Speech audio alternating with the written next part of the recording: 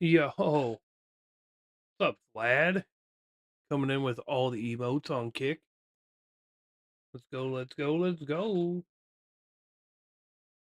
How are we doing tonight? It's Sunday. Trying to figure out what to listen to tonight. I just don't know. Let's hype up the stream. If you have not hit the follow button, let's get it going. Hit that follow over there on kick. Let's go. You're doing good. That's good to hear. That is the best news I've heard all day. Happy Father's Day if you are a father, Vlad. I don't remember if you are or not, but if you are, happy Father's Day. If not, happy Father's Day to your dad.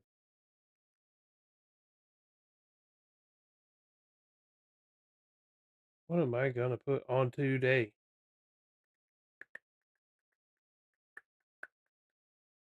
I just don't know.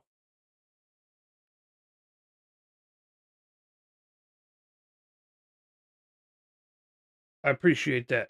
Thank you very much. Thank you very much, Vlad.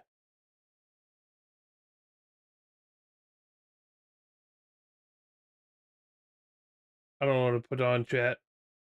We gotta find something though. We can't just do this in silence. You know what I mean?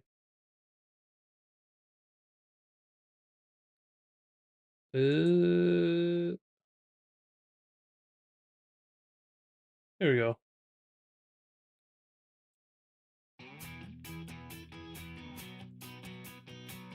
90s country today.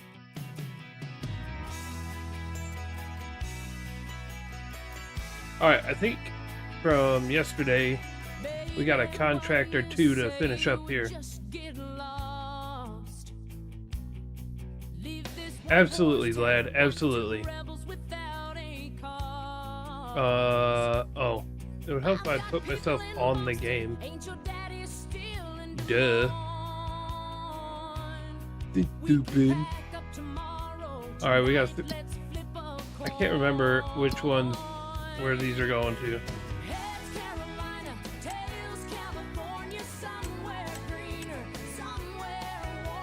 I'm on 109. 109 goes to the farmer's market. Okay, yeah, because then we got to go to 121. So that's what we were doing. We were going to move over to 121, get that guy started on the canola.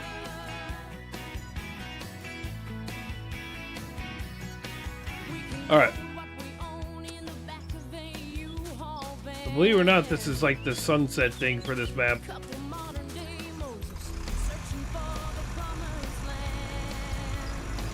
Alright, let's get over to 121. Get this guy going on the canola over there.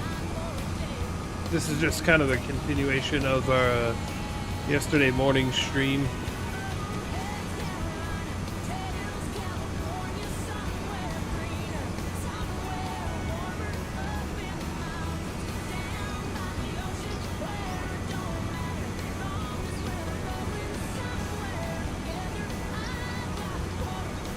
I was coming in with all the emotes.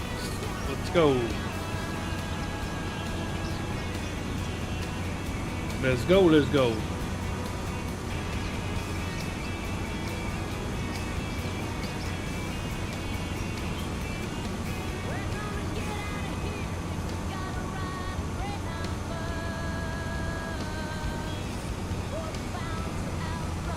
Oh. Pause. We're going to be muted for a second on, bam, close. Eee. I think we're going to get muted for just the beginning part. Because I forgot to take the music off. You're going to be lurking. Forgot to take the music off for the recording side. Eee, for YouTube and for Switcher Sphere. But we got it fixed. It's less than a song, so we should be good.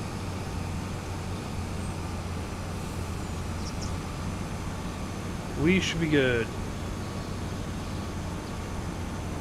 Wait, where is 121? Oh. Alright.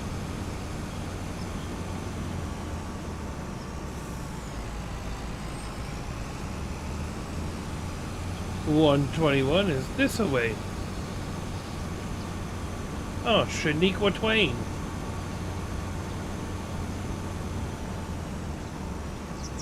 That's what you were about to say? Yeah, I forgot to turn the music off for YouTube, and well, Twitch is gonna have it, but I forgot to turn it off for YouTube. Oops. We should be alright though. I fixed it. I'm pretty sure you can't hear it on YouTube or nothing anymore now.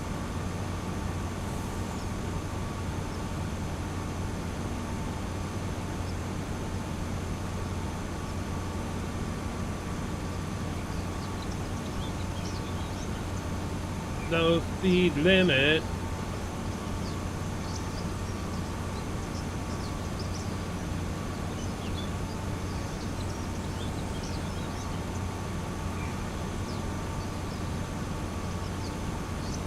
I love me some Shania. Yes, I do.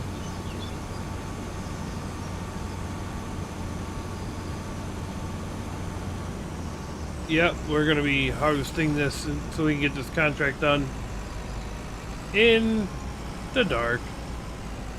That's right, it won't take that long.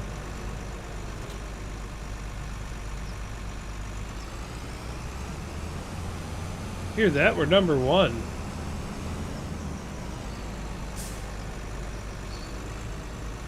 We're going to get this guy started on this.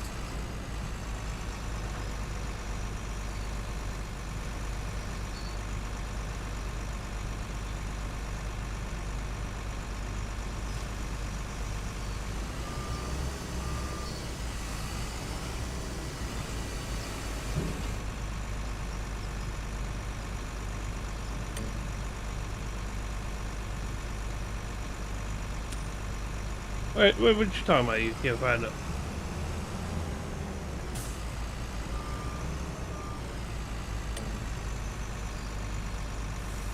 There we go. Alright. We're going to get him started. And we are going to go take the other part of this other contract.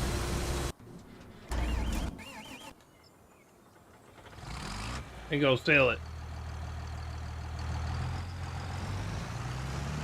And then we'll get back up there to 121 and we will we'll do our thing over there. Kick W.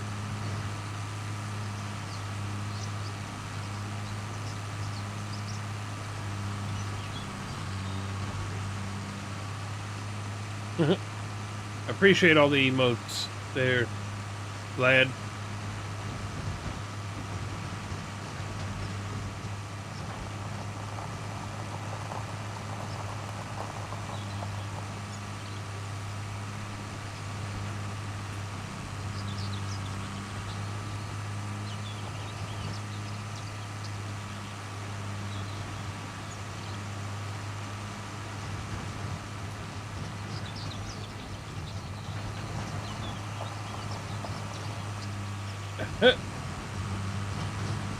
That's pretty good.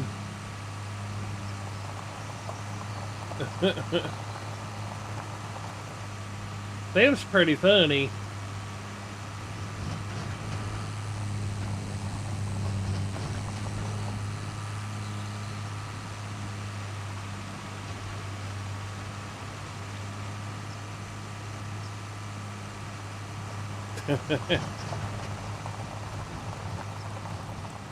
That's a good one too.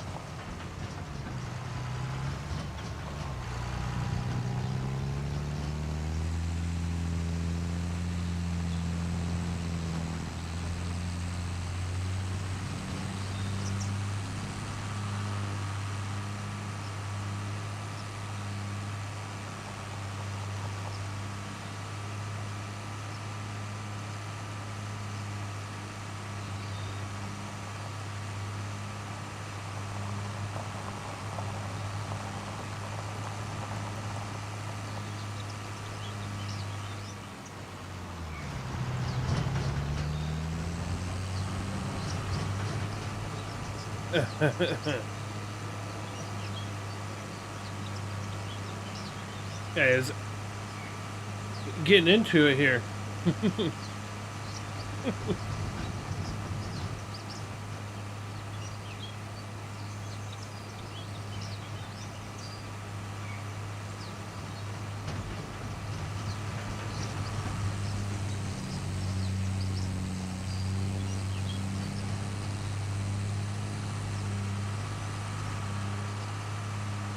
Oh, I forgot this was Joe Diffie.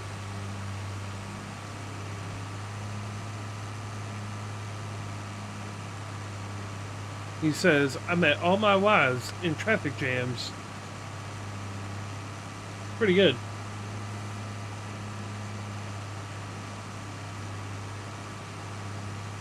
I'm just saying.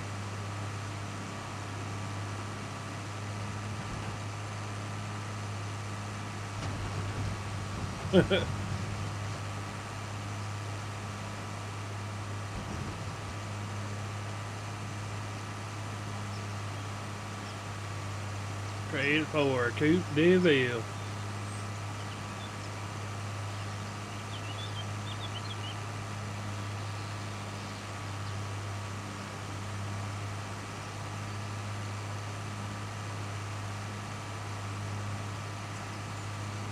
Trying to get this over to the old farmer's market.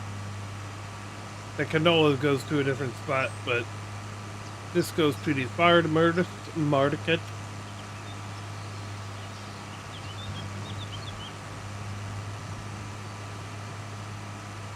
I should take that one off because,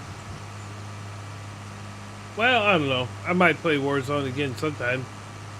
From what I hear, it might go away completely eventually with the new Call of Duty Black Ops 7 or something. Or they're gonna bring Blackout back.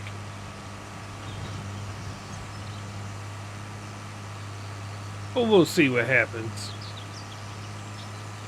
with that. I'll believe it when I see it. People rumor stuff all the time.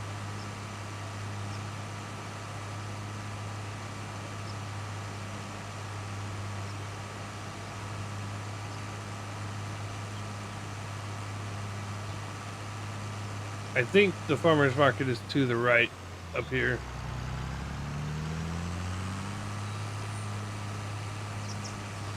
Yep, it's right over here. That's right, it goes in the square hole.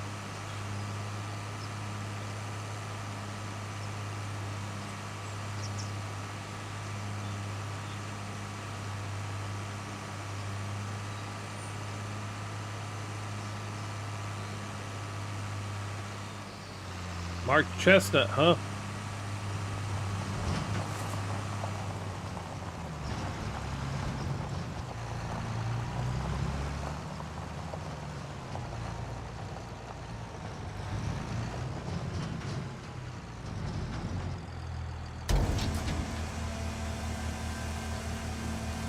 Let's see how much extra we get now. Ooh, we got an extra 94 grand out of that. And we get 14% discount for when we want to purchase the land later. Sweet. Alright, let's get back up there to where we need to be. The sunset's right over there. But the moon's right there. Apparently there's custom lighting on this map. And it's weird. It goes from dark to like kind of lighter. And vice versa. Just depending on the time of day. And I think it's because there's the custom modding or custom lighting on this mod. By DJ Modding. But I do kind of like it.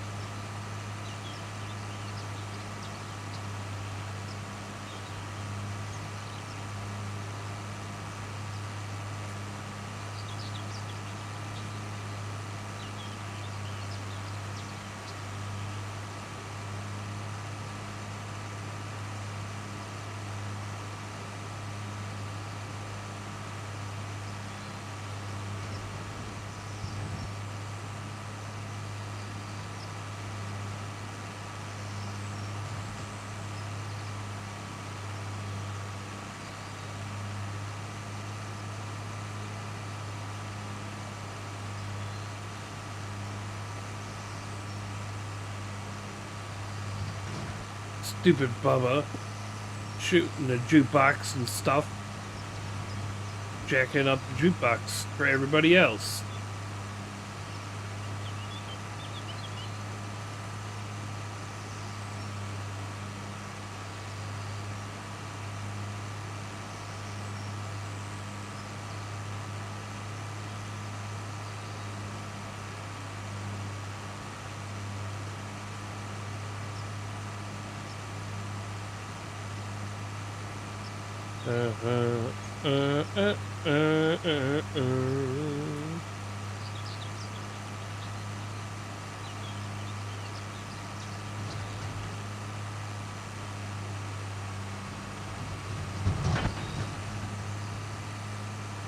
Oh, little Tracy Lawrence.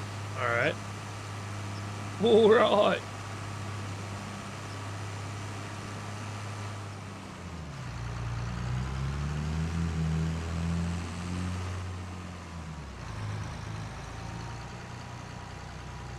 Sweet.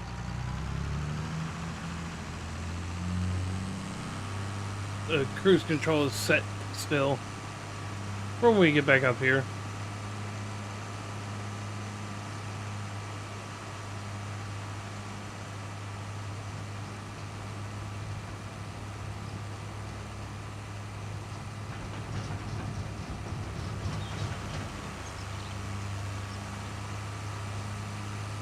Smokes with a lot of dope.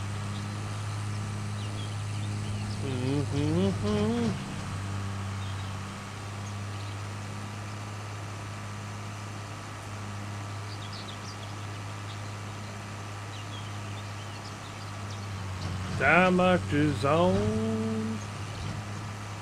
Time marches on.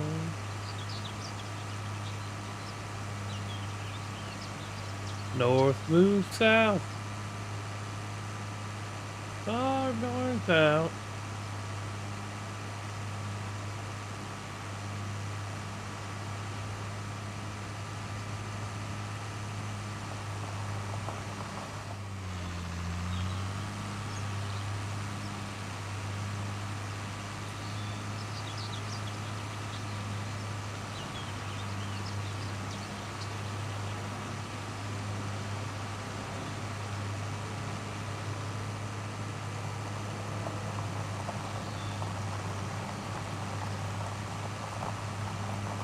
Hank Williams song.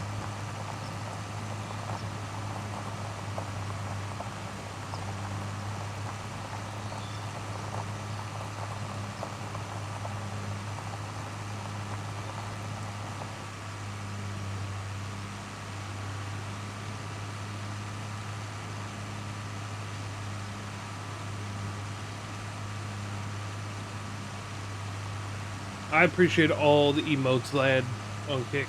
Thank you very much.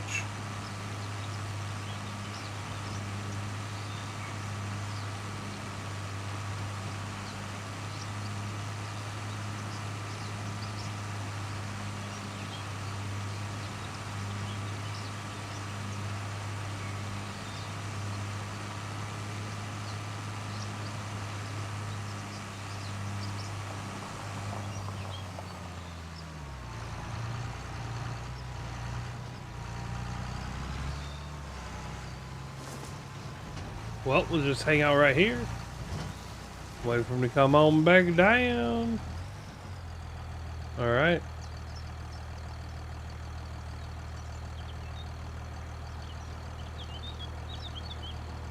Another Tracy Lawrence song? All right.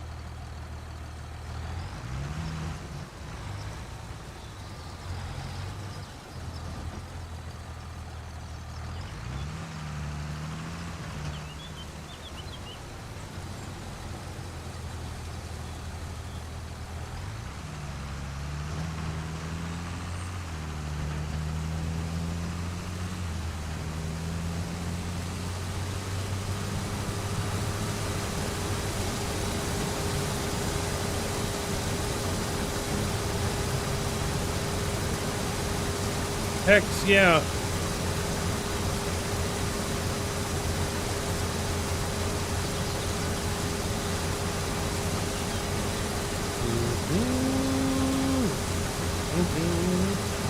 Paint me a Birmingham.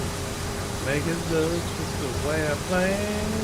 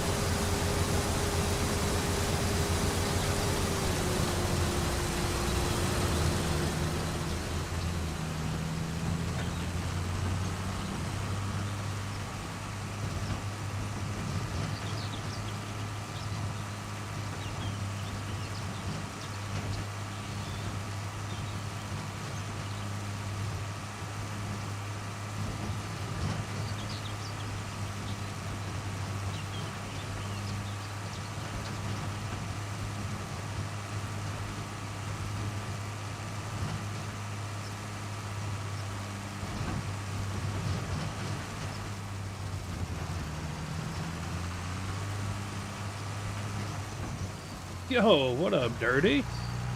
Dirty. What's up, buddy? How you been? How you been, my man?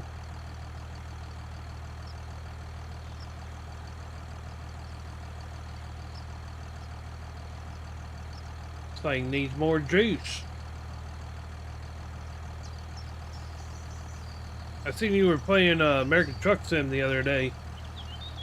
You're getting Ori Sim Wheel Thursday. Been playing a lot of ATS lately. Yep. Use all 3 monitors for the full view, and I've been great. How are you? I'm doing great. That's awesome. You're getting a Hori set up?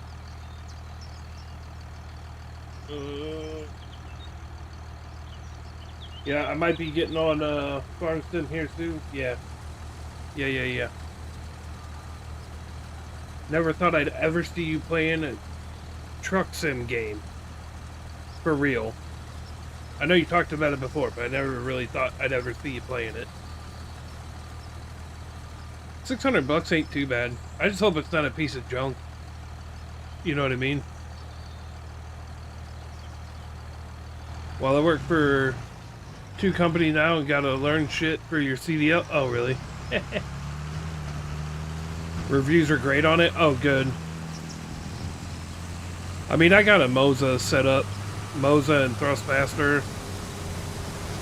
So, the only thing I don't have is a sim box.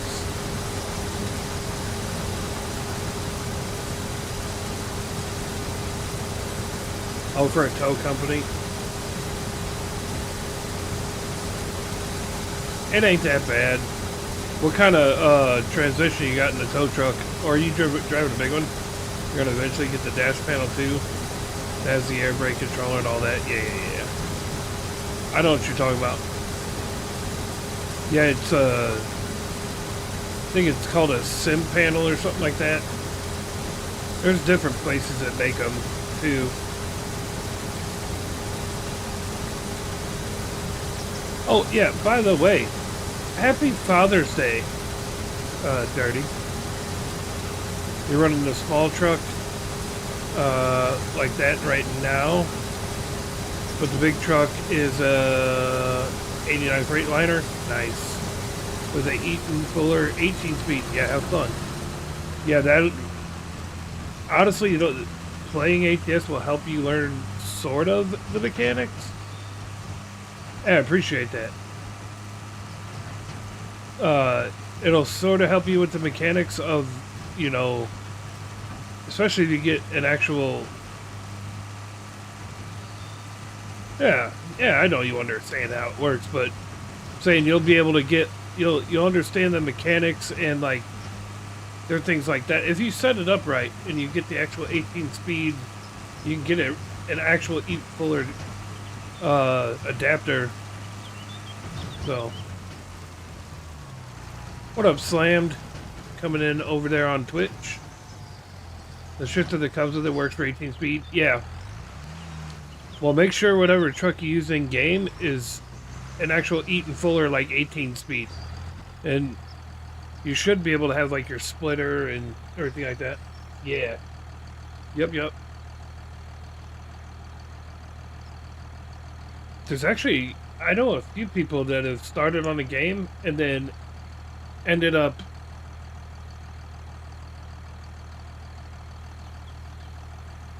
yeah, you can do it with an app on your phone too. Yeah.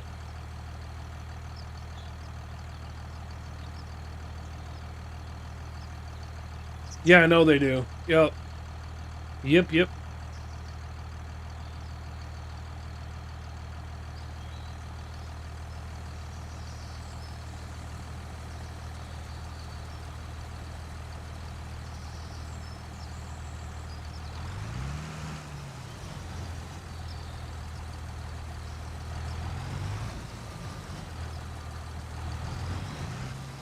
Yeah.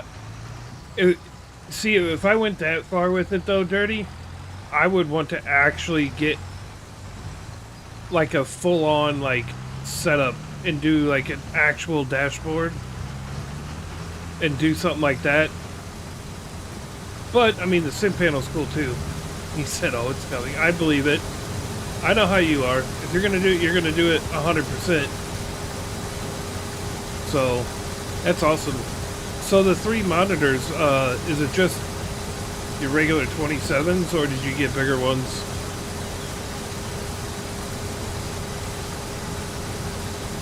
The 27s, yeah. I know there's some guys that use like actual like TV screens, and they'll do like 4.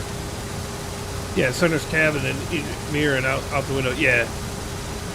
Some of them setups get pretty crazy. I've seen guys use like 4 40-inch like TVs as the setup, and then they get an actual dashboard from like a Peterbilt or a Kenworth or something like that out of the junkyard and everything, and then they make their own. Yeah. Oh yeah. There's actually setups that have a triple shifter, which is insane to me. Yeah, suicide shifters, yeah. Looked around at work. Yes. But if you could get good at doing that, that'd be pretty crazy, dude.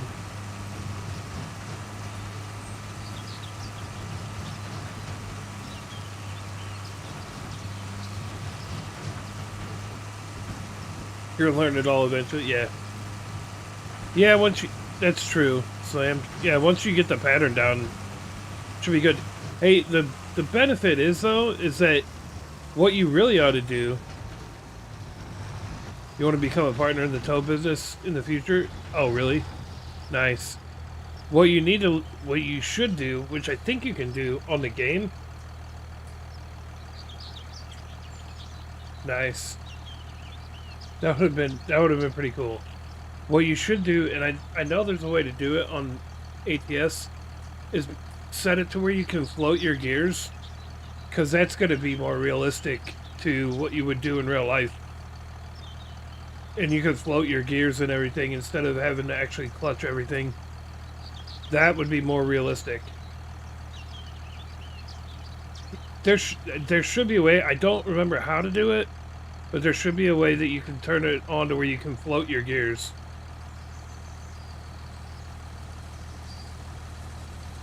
But yeah, once you get the pattern down, you'll be good. I know there's guys that do that. I mean, technically you can float your gears anyway, but I think the more realistic side is actually setting it up to do that.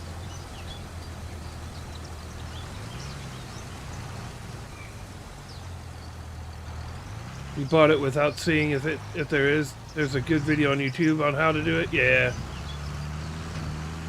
Everything's on YouTube.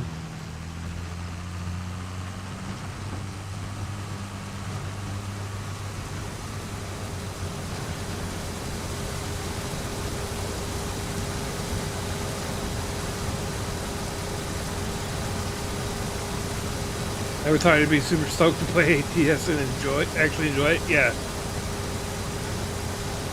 I know. Gotta finish getting all the DLCs too. Just be glad you did ATS and not ETS. With ETS, you tried God Again last night after too long and you hate the game. Yeah. I kind of sort of quit playing it. I think I played it once in the last week and a half.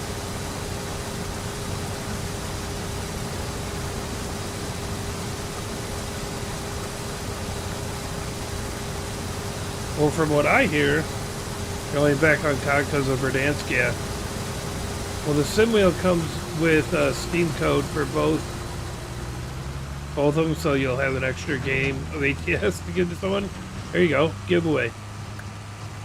There you go. You can set up your own VTC too, man.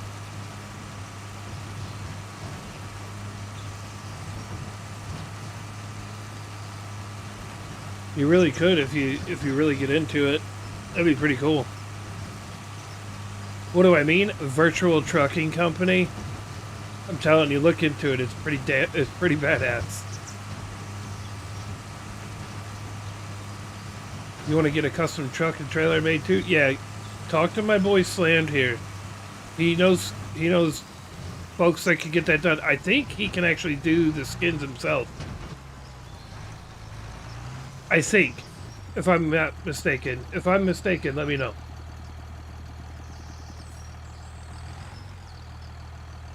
Break these chains.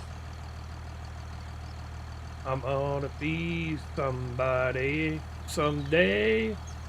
Was a 03 LB7, but I'm currently in a 08 6.7 Cummins with the SC363 turbo, built trans, and all that fancy shit. I know he does them for, I'm pretty sure, Slam, you were telling me you do them for Farm Sim. Oh, you're getting your FS25 mod truck next week? Nice.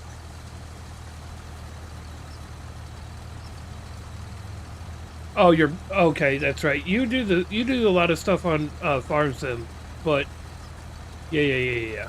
I got you.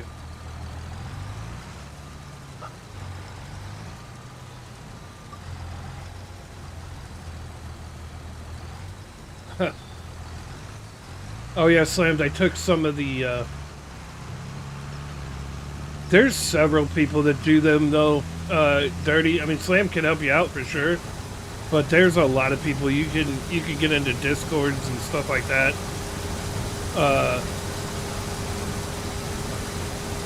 Damn it. Get up here. Some bitch pile of monkey nuts. You can do the coding, but not the modeling. Right.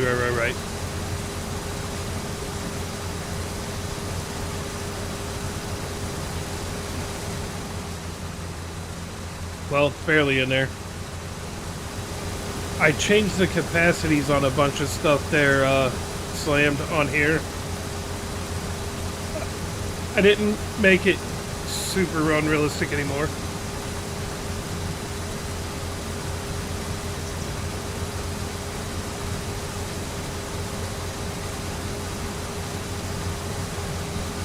Well, there you go, Dirty.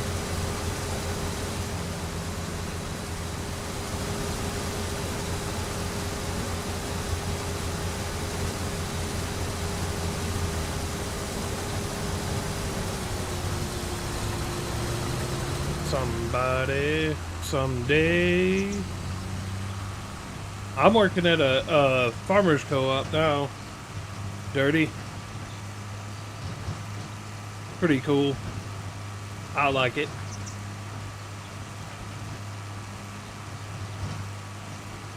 I get to deal with freaking grain and stuff like that and actual farmers every day. Sit there and BS with them all day, and I get paid to do it. Pretty nice, pretty cush deal. There's a little bit of manual labor involved, but yeah, you know, ain't no biggie. My buddy and I have been running a 50-ton wrecker in ATS these last few days. Nice. That's a big ass wrecker. So imagine if you could do that in real life. That'd be badass. That would be pretty badass, though.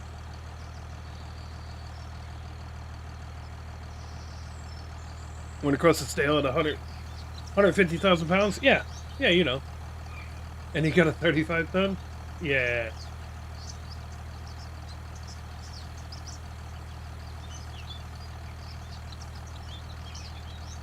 See, I thought you was trying to go like full-time stream mode there, dude, for a little bit. Guess it didn't really pan out like you wanted. You have the 35-ton in real life. Nice. Nice. Yeah, I thought at one point you were trying to go like full-time content creation.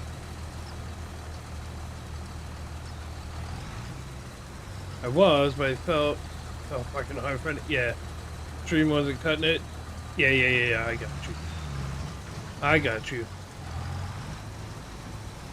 Well, I've been trying to do full-time streaming and make that happen for you for, oh, I don't know, 5 years? 6 years almost? Over 5 for sure. I barely get like 2 subs a month, so...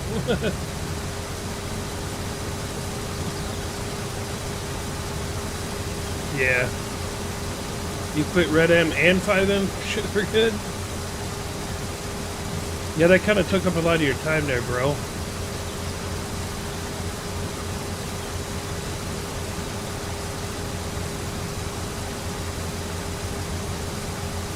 Yeah, I know. And that wasn't even just playing it. Like, playing it took up a lot of time. You trying to work on them servers and everything was... That's a full-time job itself, plus some. And you ain't getting paid a dime to do that shit. So... yeah. It'd be different if you were getting paid to do all that stuff, but you made it work though. Saw my stuff on my streaming PC for the Red M server. Only using the one PC right now. I mean, yeah, but if I was to really try, I really badly wanted to get into like a Red M RP server, you know, and do a Red Dead RP, but I feel like that would just like consume everything about me if I really did get into it, and I can't be doing that shit. Right. Same as GTA.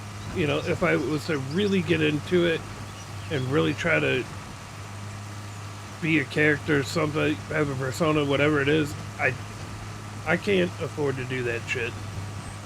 I ain't getting paid to be a pretend character in a video game. You know what I mean? It'd be fun, don't get me wrong, but I can't. I can't afford to do that shit. And if you're not committed to really putting in the time to be in those servers and in those cities, towns, whatever, it's kind of not worth it. Yeah. Like I said, if you can't commit to like being in there and actually making it be a thing, there's really not much point in playing it.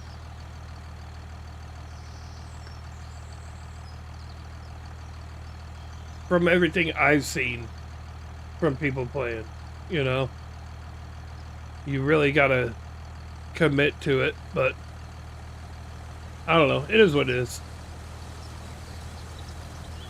There's still a couple of people I watch. I actually don't see anybody, I'm not following anybody. I'm sure there's a ton still playing it, but I don't see a lot of people Stick to ATS and FS25. Yeah. Well, right now I've been on Farm Sim for sure. And actually, I'm playing on the PC right now. I'm on a single PC right now as well.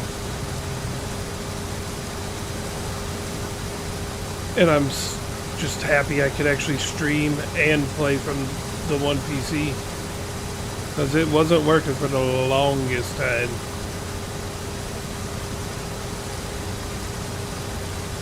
Yep.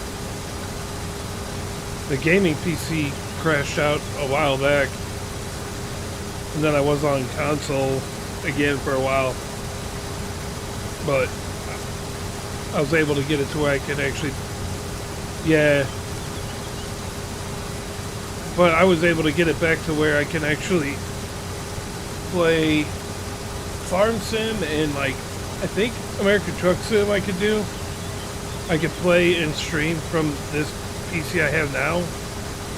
My single PC. I just can't do, like, COD or, like, an FPS game or something like that. Which... that don't really hurt me, you know? You're in Discord? Oh, boy. Hold on. Hold on, Slammed. Hold on. Let me get down here. Wait, I'm not getting down there.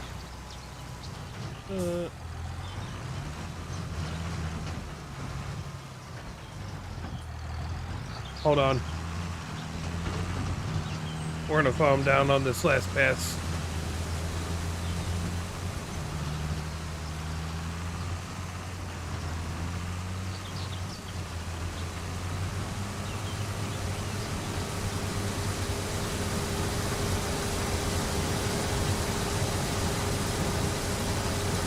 Oh, Lord.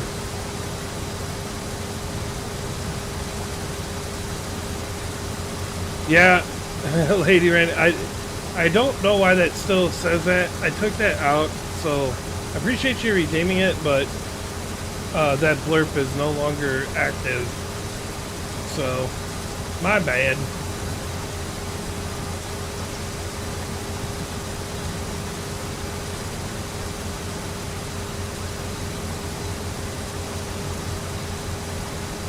There ain't no cure for the summertime blues.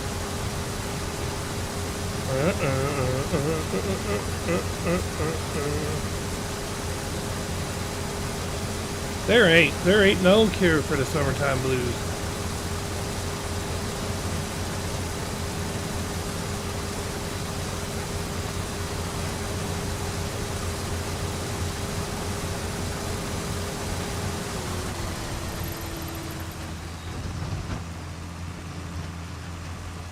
Gonna have a vacation.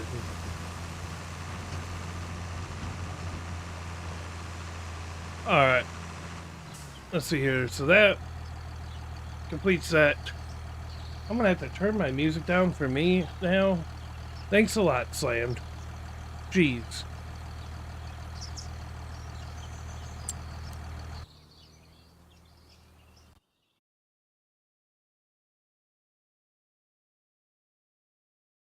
He said, "Hey" to Lady Rain over on Twitch. Oh, by the way, chat, we are live on Twitch, Kick, and YouTube. Still. What am I trying to do? Trying to go to Discord. That's what I'm trying to do.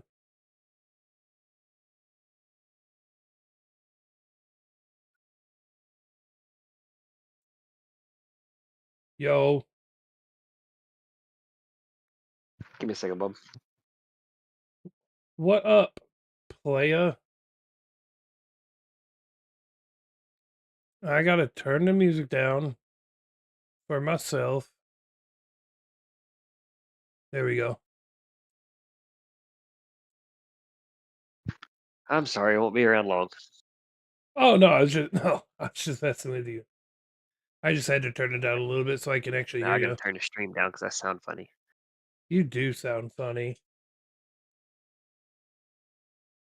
Oh, thank you.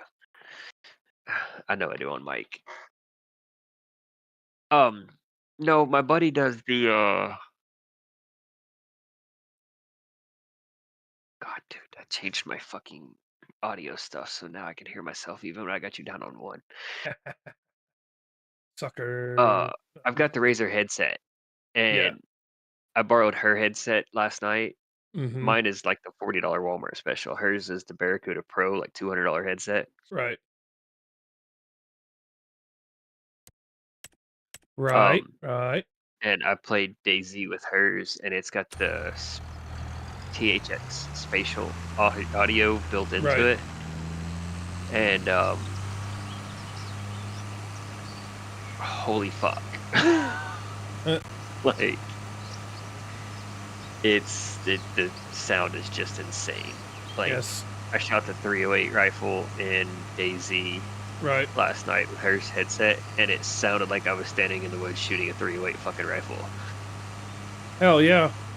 The That's echo what and I'm. everything was insane. That's what I'm talking about. But I could drive so far my away headset from doesn't this have field. that built in with it, so I have to pay for it. Oh yeah. But I got a 15-day free trial, so I was trying it, and dude, I can hear everything. Oh yeah. It's Have I played SnowRunner before, Dirty Max? Yes, I have. I just haven't gotten like into it. okay. Dirty Max. I was trying to get a Discord, so I didn't have to type so much. Right. This is Uh, Slam, by the way. Dirty. If you feel like getting in Discord, you could hop in my live Discord, and you can talk with us if you want. Yes, I have seen it. I haven't played it yet. I haven't looked at a whole lot of videos on it. It seems more story oriented than any of the previous SnowRunner stuff Yes, and MudRunner type stuff. it looks fun as hell, though. It does. It really does. My buddy builds the skins for the trucks and trailers. You just need to tell him which truck and which trailer, and he can build you a skin. He actually built me one. Do I have pictures of? I don't think I have. I will probably get that Roadcrafters or Roadcraft game when I have a little bit of extra funds. I don't have a whole lot of extra money right now. I don't either, but since I just changed my work schedule, I am probably going to go ahead and get that Dually mod ordered next week. Nice. So, Roadcraft looks to me like it's a combination of SnowRunner and Constructed Sim, but made by the guys in SnowRunner. You're already in my Discord. I'm pretty sure you're a VIP in my Discord, bro.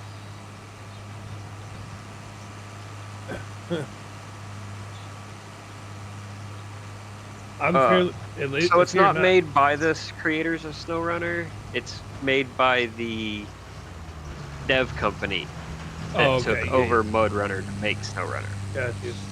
You're in my waiting room. I got you. I got it. Yeah, I gotta give I should you. be able to do it. I'm gonna give him admin stuff. Yo. What's up? Playa?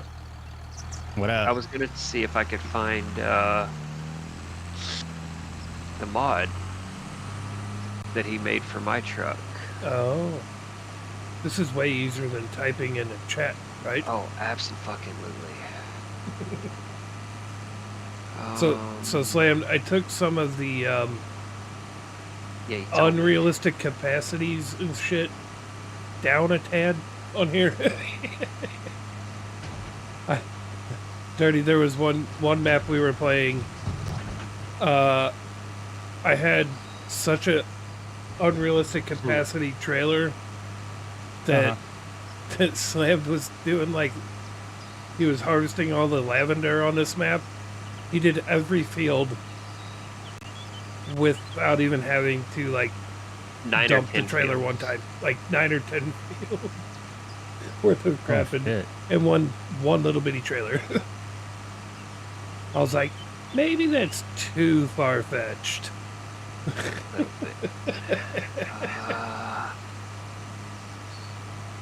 Everybody's like, why do you use those? Well, they put them in the game. Don't put it in the game if you don't want to use it. I mean, you're right about that.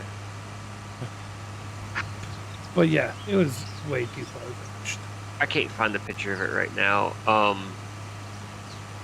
But he has to know which trailer you want and which truck you want. He can build you a skin for it.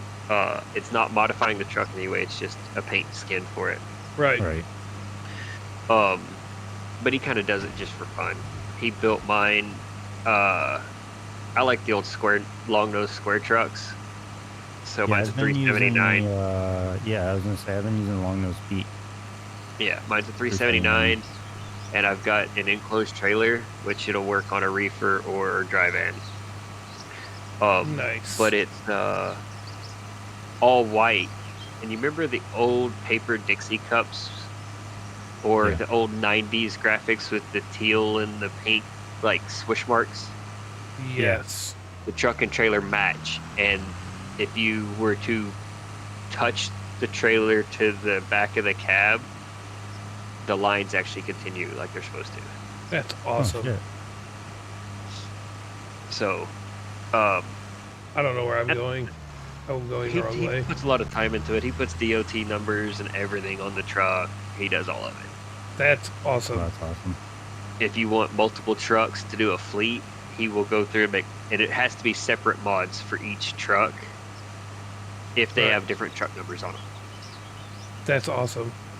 So if you're not numbering the trucks, you can use the same mod on every truck. But if you have 10 trucks and it's number 1, 2, 3, 4, you have to have a separate mod for each number. Right. Oh, okay. You know what else you can get on there? You could get your own like custom garage made and stuff like that too. Yeah, yeah. Like it can But, have your gaming logo, your company logo, stuff like Oh, that. yeah, absolutely. It's awesome. They can do so much stuff on there. If they know what So they're doing. the truck I'm going to order next week for Farming Sim, because me and Fico have been talking about starting up a stream, and I may end up doing a dedicated server for Farming Sim. Oh, yeah? Is Yeah. We're gonna do role play esque, kind of. Right. Not like what you were talking with the 5M type shit where you get super sucked into it. I've done Right. that with GTA, and it gets fucking nuts.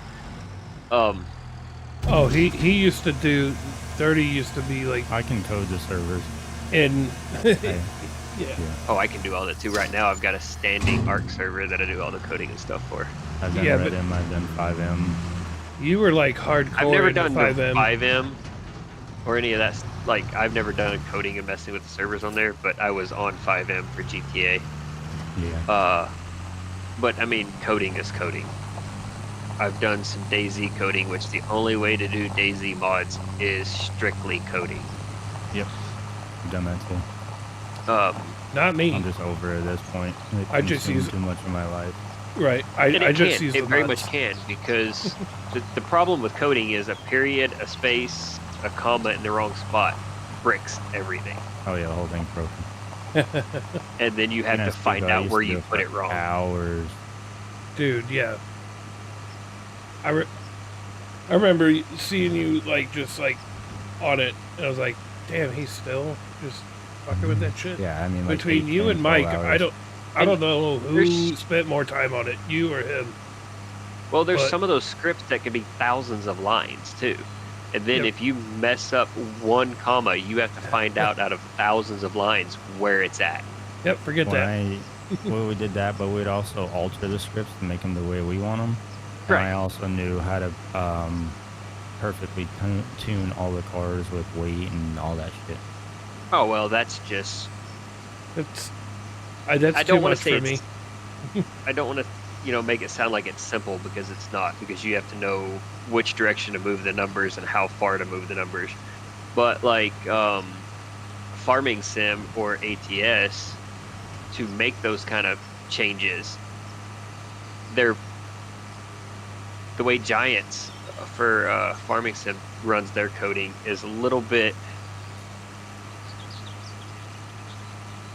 I would say, slightly more confusing than ATS, because ATS you just go in and each line has truck height, truck weight, this, and it's So really it's easier to find what you're It's trying very to direct, yeah. mess. Yeah, it's Yeah. really direct on ATS. Arc is the same way. It's really direct like that. Like, if I want to make it where you can't tame wild dinosaurs, I just go into tame wild dino.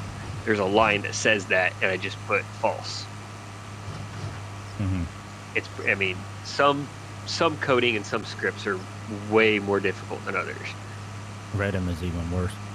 Oh, is it really? Oh my god, yeah. I've never looked at it. Like, Well, Giant there's uses. 4 different frameworks for Redem. Really? When you're doing for farming Wow. sim, Giant bases everything off of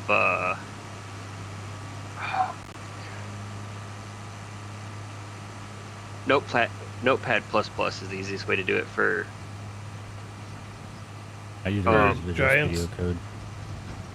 Yeah, for Giants, for anything Giants or DayZ, Notepad will save your ass. You know, it saves my ass not doing it at all.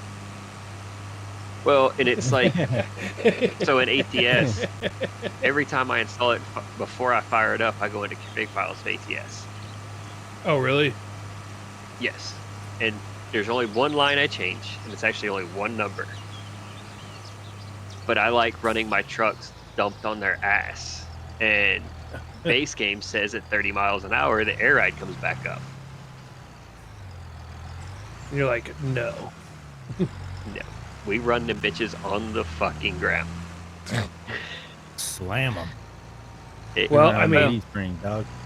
The You know, he thing does is, go though, by in slam. ATS, thing about ATS is if you run them all the way on the ground, you will catch every bridge and every odd spot in the road.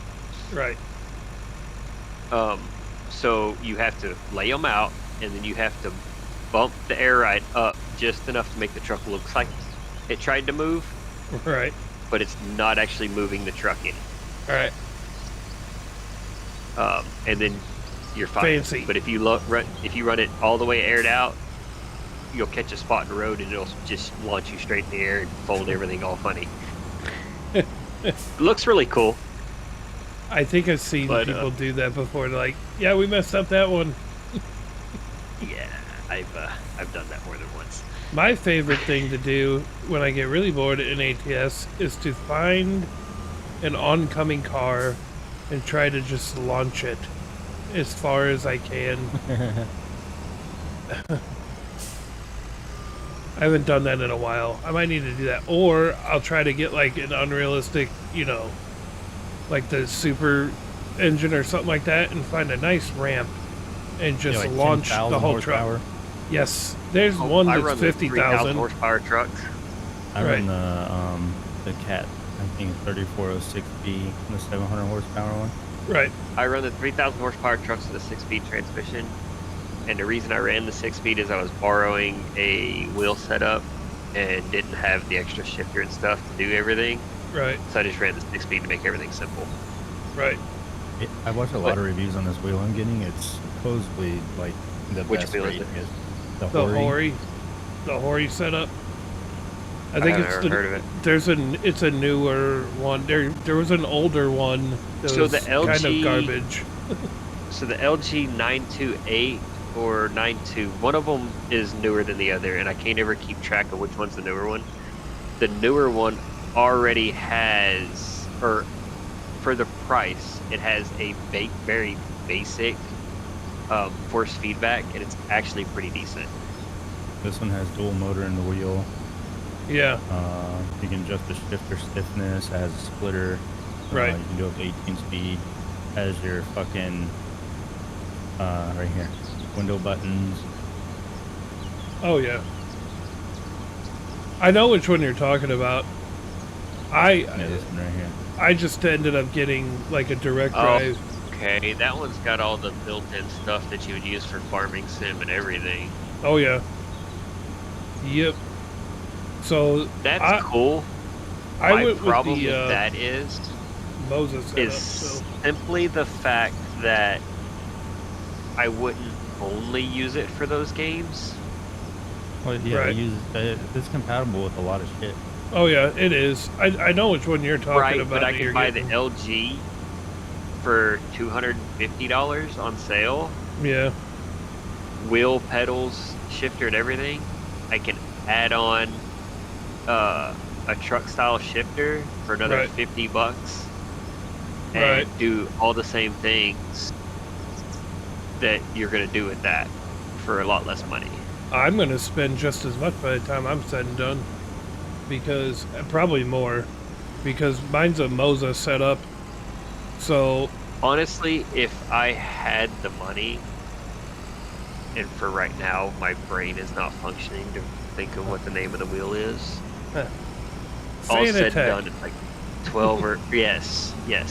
Yep, If I had the money, yep.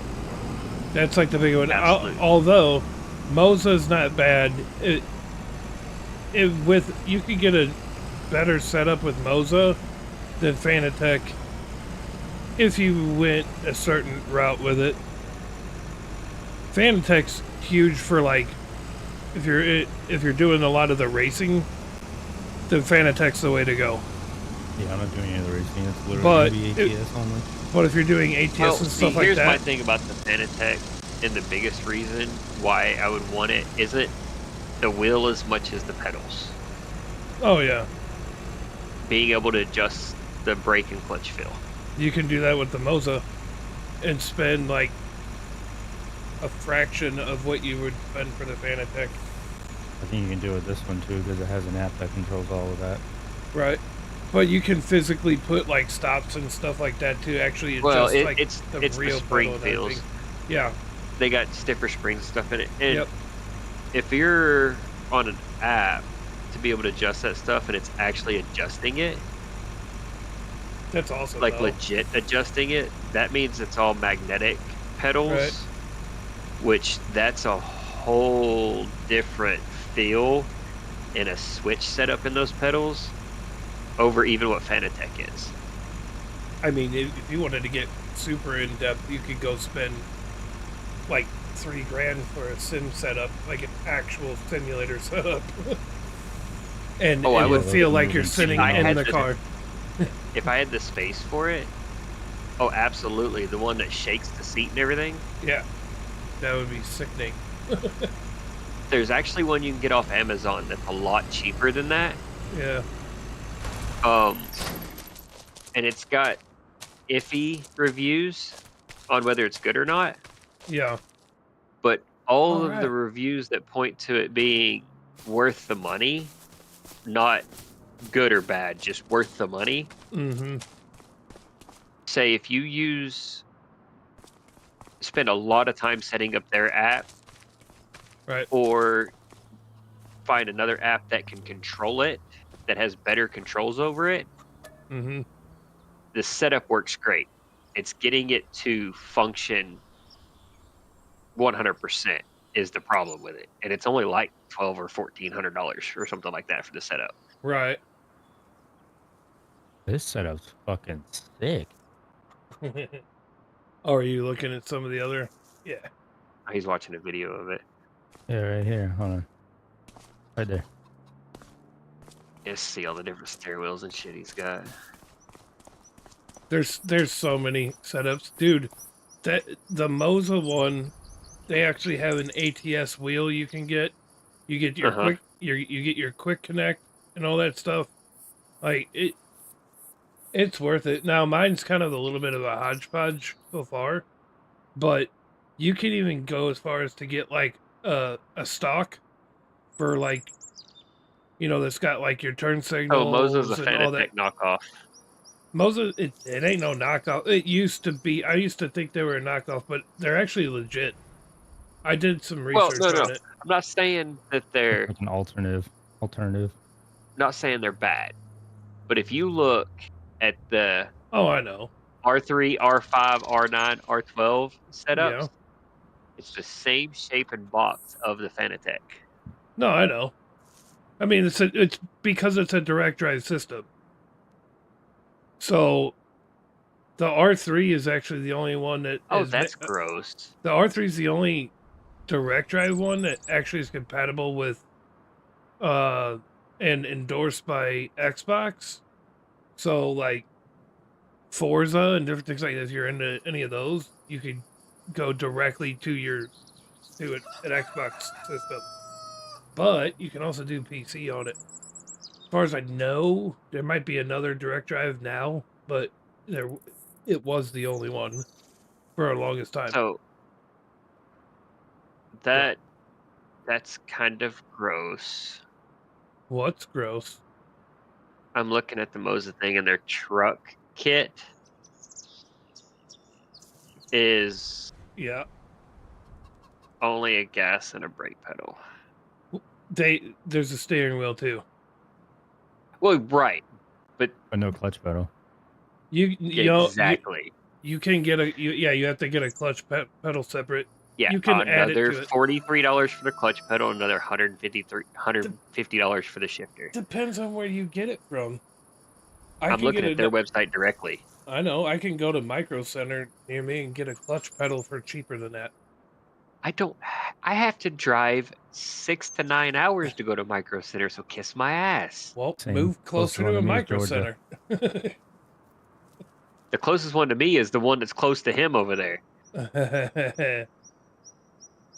Asshole. Oh, is it the one that's like? Are you talking about the one by me? Yeah. Wow.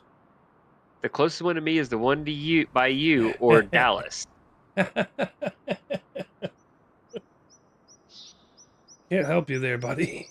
So I it's could. either I drive out there and make you buy me lunch and us go over there, or I Right. drive to Dallas. And who wants to drive to Dallas? I mean, seriously.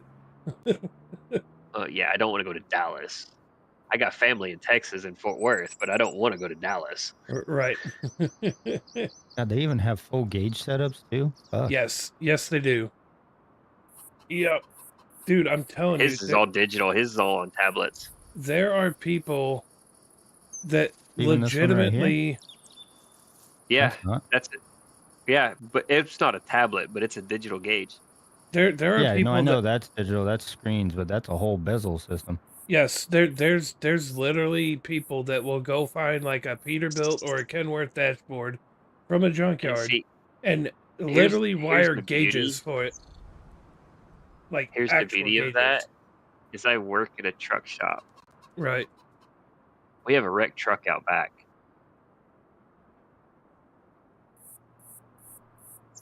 That's sick though. Fucking 365-inch TVs. Yeah. And see, Yeah. I played with it a little bit with a couple free apps. I have to get a slightly better webcam, and I have to find a better way to mount it. Oh no, it's September now. I gotta check on these. What a cock. But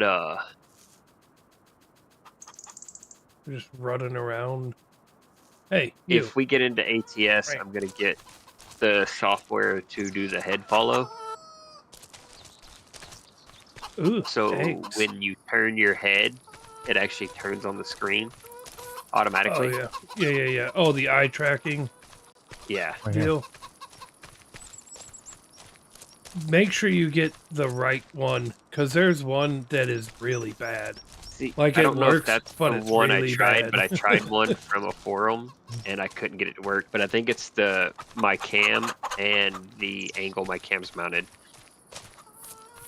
Oh yeah, mine is literally right on top of my monitor in front of me.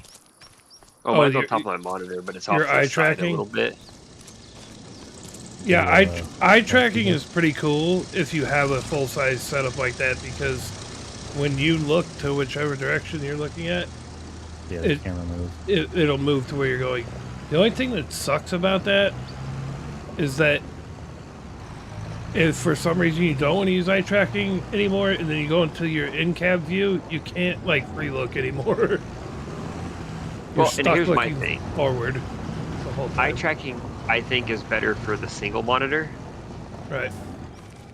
because you don't have to use a button to turn to look out the window or look at your mirrors. The- If you have eye yeah. tracking, you just turn your head and it automatically looks that way, right? But I tried with it with the a setup- single monitor. I tried using a single monitor and doing that. And when you turn your head, the whole screen moves, but you have to like side eye it to look where you're going.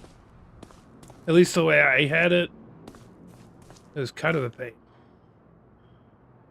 Yeah, I guess. But like with the setup this guy's got that he's watching a video of, Right. all you have to do is look over at your other monitor. That's Right. how I Your have it other with mine right yeah, now with my triples. right. Your other monitor, but on a single monitor, it kind of blows because you only have one monitor. So when you're doing that, yes, it's tracking where your head's moving, but you're having to side eye it to look at the monitor. If you're in a triple monitor or quad monitor, then yeah, it makes sense. Right, but if this guy that he's watching was eye tracking, Yeah. it would turn all the monitors and you still have to kind of side eye to see what you're doing. Yeah, It- it's pointless it when you have shouldn't. triple monitors. Yeah. The side eye is designed, or the eye tracking is basically designed for the single monitor setup. Right. When But you have the multi monitors, it's not necessary.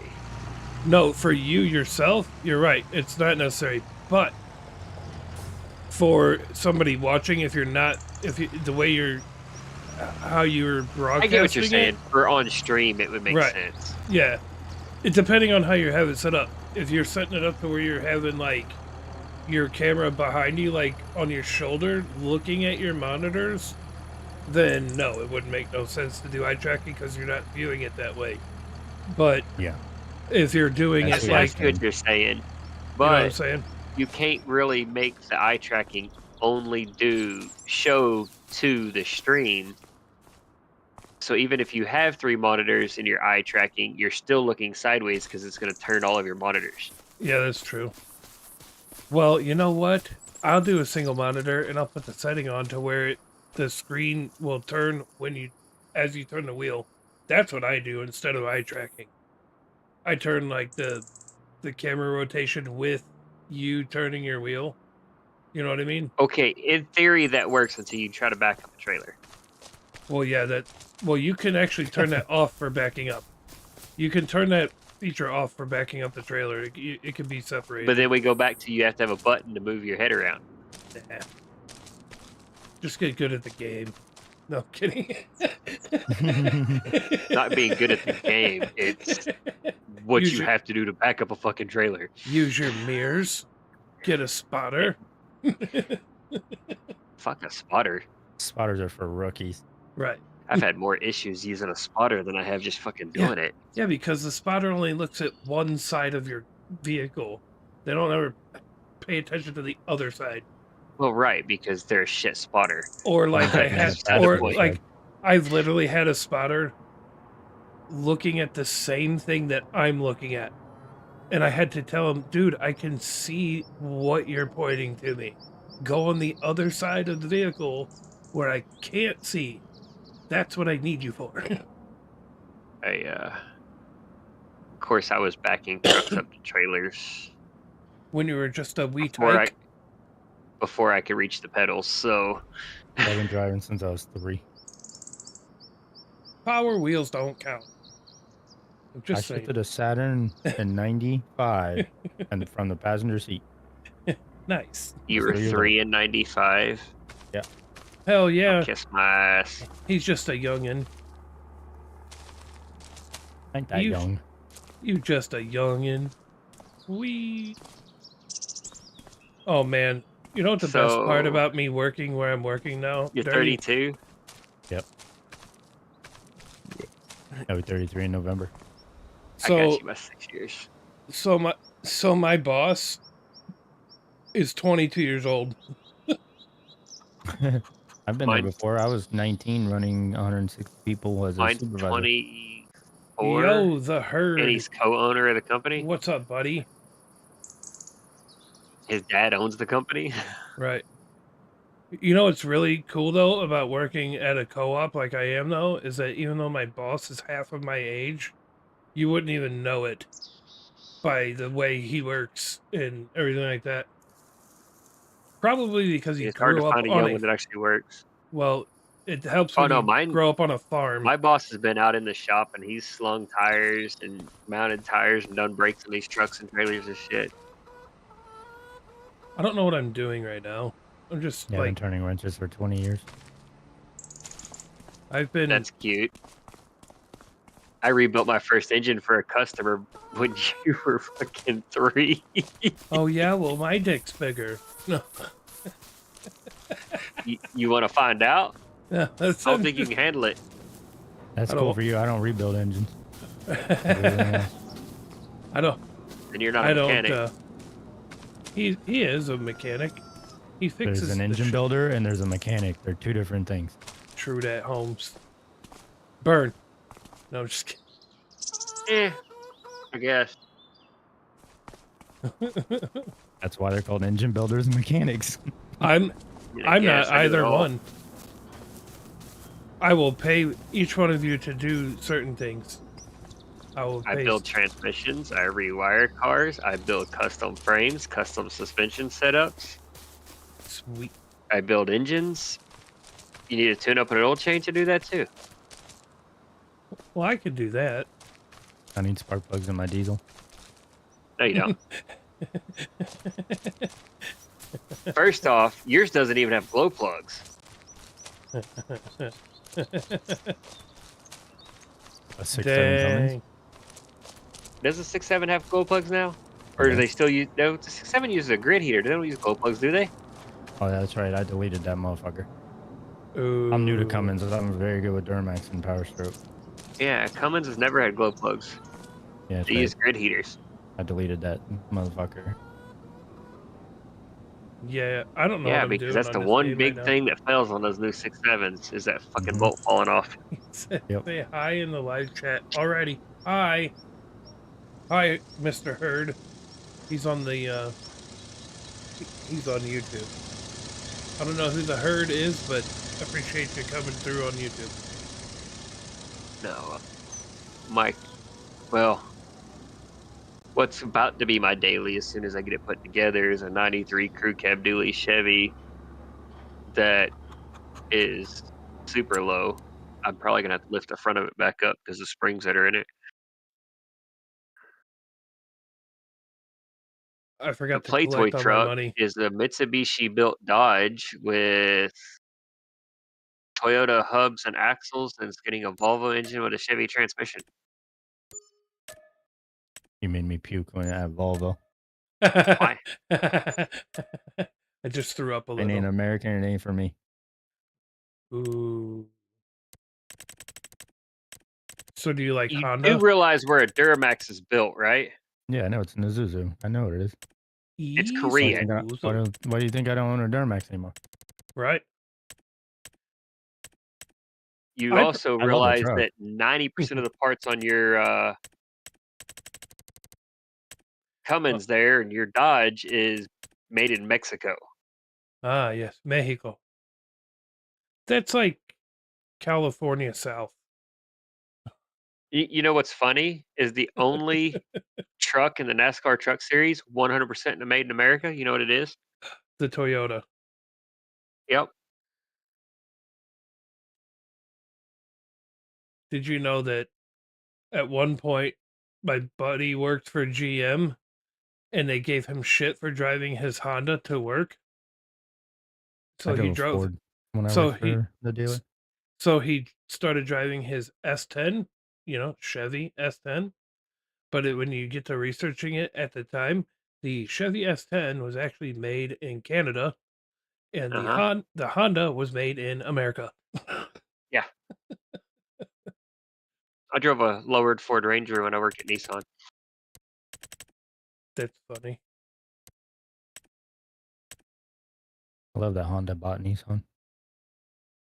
Yeah. Wait, what? 72%. They didn't technically buy them. They bailed them out. Honda Well, they bailed own out. 72% of the company. Well, that works. Right, but Nissan still holds all decision-making abilities. Still. Oh, I also That's got a in a bummer. fight with a buddy of mine over the fact that he thought Acura had nothing to do with Honda. I was like, Acura is just a glorified Honda. it Yep. Just like Acura- Higgins, Infinity's Opel, that's Nissan. Ford. Acura is Honda. Honda owns It's a glorified Honda. I was like, really? Well, I had an Acura Integra at the time, and when you open up the door to this Integra, on the It's little, Honda. kick pan, it says Honda. In Yep. Japan, it's not an Acura Integra, it's a Honda Integra. I know. Yep. And same thing, is it the other way with the NSX? Is it the Honda It's a NSX Honda in Japan NSX. and an Acura NSX over here? Yeah. And you know what a Chevy Cavalier in Japan is? Uh, broken? No. It's a Toyota Cavalier. I prefer to call it a Cavalier. Cavalier. Yeah. But it's like over here, Cavalier. the Pontiac Vibe was the Toyota Matrix. Mm-hmm. I like the Matrix. That was good movies. Really was. The Toyota Matrix It's is actually a Squirrel-esque. really good car. My grandmother owned one, had 280,000 miles on it when she got rid of it. Oh, I had a Really? Pontiac Vibe. The only thing I didn't like about Huh. it was the fucking CVT transmission. Oh, the CVT? Yeah. You know what's fucked? Is you could get a Toyota Matrix with a 6-speed manual. The Hmm. Pontiac Vibe could only get a 5-speed manual. Hell yeah. Because that was a broke bitch's car. Yeah. We know Oh, what when I went in and Pontiac got really insurance is. on the Pontiac, the lady freaked when she pulled up the quote. She goes, "What?" I was like, she gave me the number. I was like, "Why is it so much?" She goes, "Because it's Pontiac." I said, "It's a fucking Toyota." Okay, I need to Mhm. plant shit. She goes, "No way." I was like, "Yeah, we can go out and look at the motor right now. It says Toyota all over the motor." It's a I pulled up a Yoder. picture. I was like, "And if it gets in a wreck, y'all are gonna write me a check and I put Toyota parts on it because the Toyota body looks better." That's Oh, the just like bumpers and everything on the Toyota look better. the new Supra is just a BMW Z4. Oh, absolutely. yeah, And you yeah. can't get the Supra with a manual transmission, but you get the BMW with a manual transmission. Wait, what? Mhm. You can't get a Supra with a manual? Nope. What's the point? It's not even a Supra, bro. It's not. But It's I a will fucking give BMW. them, it is the closest looking to a previous generation car that any of the Japanese manufacturers have ever done. Yeah. I gotta buy It's got stuff. the fucking long fast hood when and the done. long They are nose like a fast. Supra does, and it's got the short ass. Uh-huh. The 8.6 or the fucking thing that Subaru and Toyota did looks nothing like an AE86 Corolla like it was supposed to be. Yeah. The new NSX looks nothing like the old NSX. Nissan did a pretty good job with the 400Z. I will give them that. Am I the only one, by the way, that's upset with the way Corvettes look now? It looks No, like a fucking Ferrari. it's a Yeah, Ferrari with a Chevrolet badge. right. Absolutely. Yeah. Yep. I'm like, okay, Because I they're trying get to that join you the were. supercar crew. The bad thing is Corvette has beat up on them for decades. Why do you got to change anything? Right. It doesn't even look like a Corvette no more. I mean, Just because you put a lights on the back to make it NASCAR look like one. fucking Cadillac went overseas and beat them up around a road course. Right. I'm about to spend some money on here. I mean, you 59 don't have G's. to necessarily join them to be able to beat them. The Cadillacs Right. are fucking junk too. They kind of are. Well, everything today is junk. Yeah. Why do you think I have Did I A see somewhere, by the 93 way? Chevy, an 84 Mitsubishi built Dodge, an 84 Mercedes? Like, I don't do new shit. Did I see somewhere, comments by about the the way, news all go. that somebody, that Mustang, they're trying to make a Mustang truck? Did I see No, I that think somewhere? That's just a rumor. They Okay, so are. I know it's they had the almost confirmed that SUV. They're making a mid-engine Mustang. which I What? think is Why? fucking Jesus, stupid. fucking Why? gross. Yeah. Why would they do that? Chevrolet Okay. did confirm for 26 they're making the Malibu SS 4-door. They were going to A make an four-door? electric Charger. That would be that would be the most literal. Okay, so I am If you not think about a it. fan of Dodge. And- I'm not a and- fan of anything Chrysler does. From a mechanic standpoint, nothing. There are a few things I will give them. The Viper truck was fucking dope. If Oh, I could yeah. find Own one the that was Viper truck. affordable, I would own a Viper truck. That would be pretty cool. They had a missed opportunity. They should have made an SRT 10 Durango. I swear to God, if I ever get around to where I can make it happen, I will buy that generation Durango and I will do an SRT 10 Durango myself because they missed that fucking opportunity.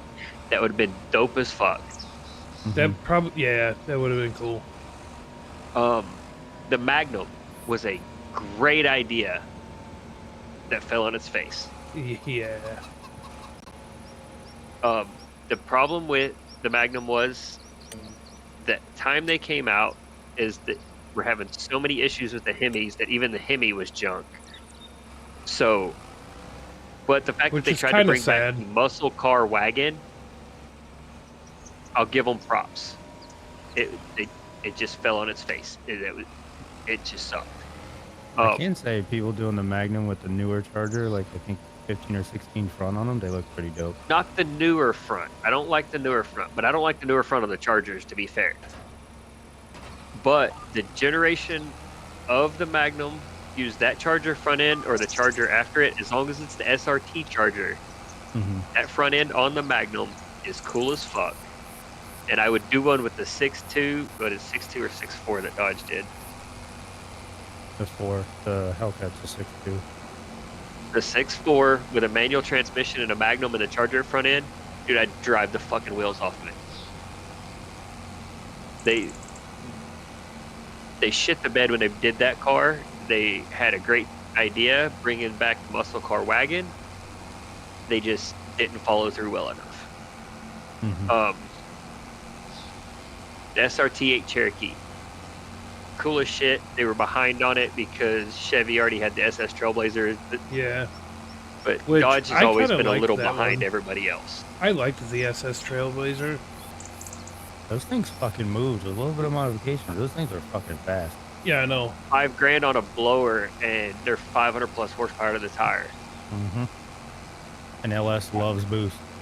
Oh, Yeah. absolutely. Yeah. And a bolt-on supercharger was $5,000. That's awesome. Everything though. you need to do, just bolt it on and go. 500 Right. horsepower instantly. Chrysler has just failed a lot. But when Yeah. they come out and said they were going to make an electric charger, I about threw up. I was like, y'all are the And dumbest like, motherfuckers ever. They're gonna have a speaker on it that played engine noises. Yeah. What the fuck, bro? Dodge and Chrysler has always been that manufacturer that when everybody else is trying to do mainstream, they would sniff coke off a hooker's ass and go, watch what happens. idea. I mean, Like, that's what Chrysler's always been. oh yeah. That's why they had the 700 horsepower Hellcat. That's why Ford and Chevy had to bring back the Copo and the what was the Mustang called? GT500, the GT1000. No, not the GT500.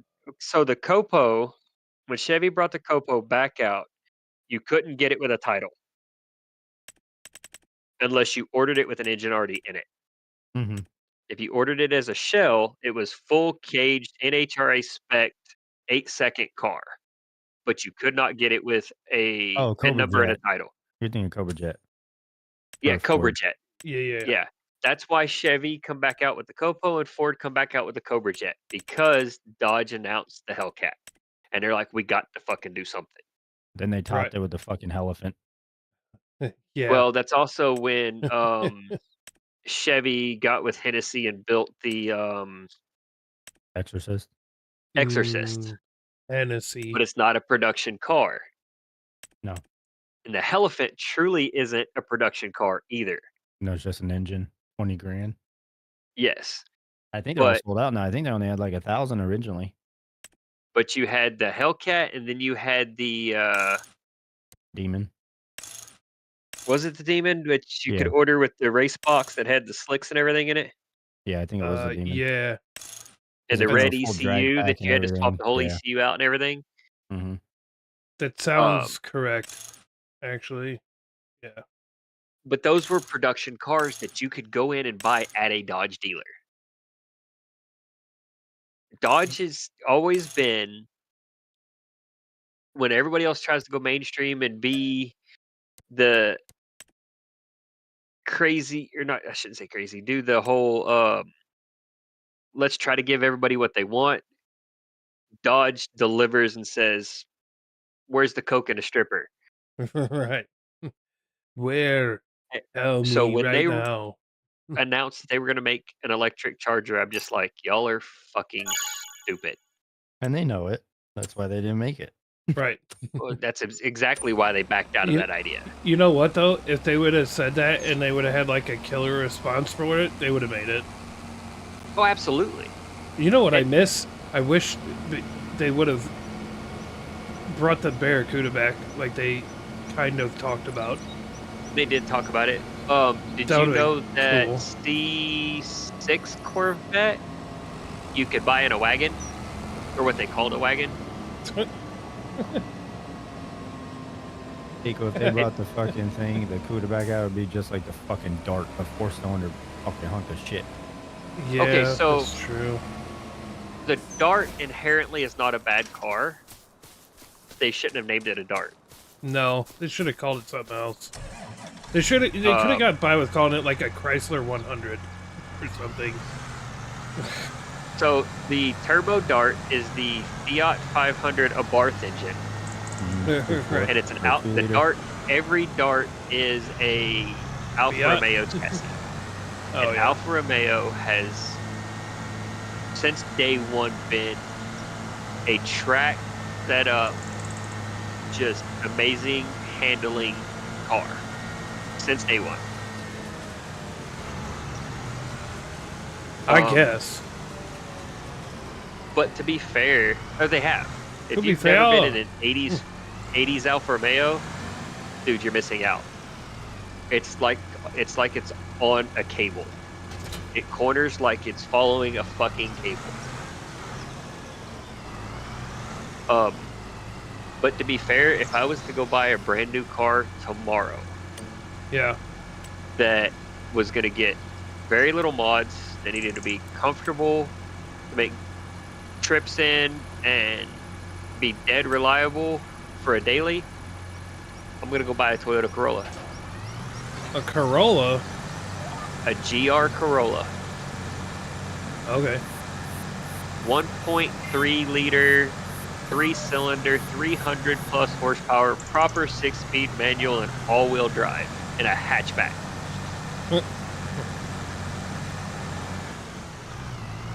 It is a 3-cylinder that makes more horsepower per cylinder than the C7 Corvette, Interesting. and it's all-wheel drive, and it's a $30,000 car. Right on. With Toyota reliability and full warranty. And the guys over in Australia got the GR Yaris and have already made over 500 horsepower with doing nothing but a turbo and a fuel upgrade out of a 3-cylinder In a Yaris, in a Yaris. but they're ugly looking. Oh, I wouldn't have a Yaris. We didn't get the Yaris here in the States, but we got the Corolla. We did too get a Yaris, just Not a that GR Yaris. Not that Yaris. Yeah. We did get the Yaris, but we didn't get the GR Yaris. We got the GR Corolla. Okay, well, But the Yaris that we have is ugly. oh well, even the GR Yaris is, I mean, it's sporty, but it's still ugly. But that's if I was to go buy a brand new car that was gonna, I'd lower it, put an exhaust and a tune on it, and that's in a set of wheels. That's what I would do with it, and be dead ass reliable.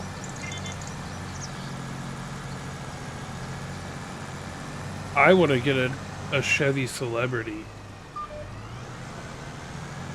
There's actually, it's not a Celebrity, but there is a Z24 Cavalier, I know about the Z24 Cavalier. late 80s, early 90s, so the big bodied square Cavalier Yes, I know. that runs around out here, that if you saw it, you would think it was a brand new fucking car. Really? It is That's actually that kinda funny. immaculate. Whoever owns it takes very good care of it, and they just did a paint restoration and everything on it, so it's got a fresh paint job.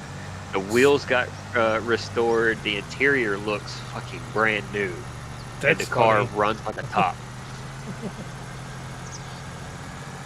They're the one owner of the car, and it is immaculate.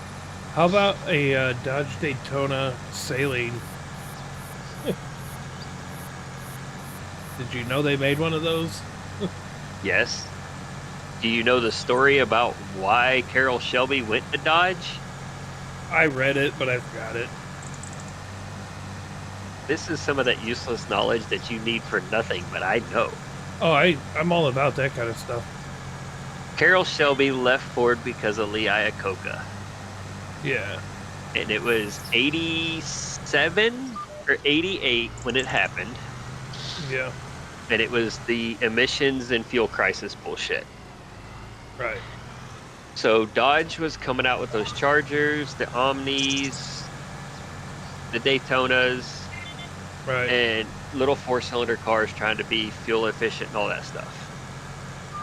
Fuel efficient? Boo. Well, the fuel crisis shit. So Carroll Shelby went to Dodge and said, I can make them fast and pass emissions and make them fuel efficient. Right. And Dodge says, we know who the fuck you are. What do you want? Right. And he said, give me this many of the Dodge Omnis. And a Dodge Omni is nothing more than a brick on fucking wheels. I know.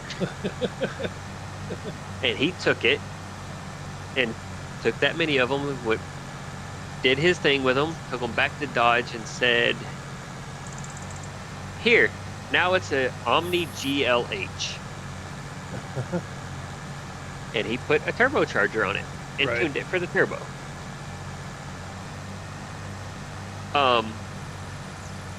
And Carroll Shelby has a sense of humor. GLH stands for goes like hell. They gained something like 80 horsepower or something. No intercooler, just a turbo. Right. 2 years later, he went back to Dodge and says, I want this many more of the Omnis. Dodge says, well, fuck yeah, here you go. Carroll Shelby goes and puts a bigger turbo, an intercooler, more fuel, and a better computer in them, and takes them back and says, now they're faster and you're going to call them a GLHS. Goes like hell some more. And then Dodge put that motor in the Omnis, the Chargers, the Daytonas, and if you get a Shelby Daytona, you had the ability to get one that had a valve cover that said Shelby on it. Yeah. My kid's mom used to own one. That's awesome. Paid $500 for it out of a salvage yard. And it sat there for 12 or 13 years. No idea what was there. You know, it's really fun trying to drive an articulated tractor on a controller instead of the steering wheel. Oh, yeah. I didn't hook up my steering wheel back to my PC because I was lazy. Gotcha. So it's comical watching me try to maneuver this stupid thing. This 89 Shelby Daytona had 89,000 miles on it. Pulled it out of a salvage yard. We got to pick any wheels off the salvage yard we want that would fit it. Cost us $500 for the title. Steelies. No. Oh. The Chrysler Snowflakes. Which found out later that those wheels alone were worth $1,000. But they're the valve cover alone, the Shelby valve cover alone that was on that car, because we had it before Shelby passed away. Right. At the time, that valve cover was worth what we paid for the car. Oh, really? That's funny. Yeah. I got the car home and found out it needed a timing belt. I put a $12 timing belt on it and fired it up and drove it.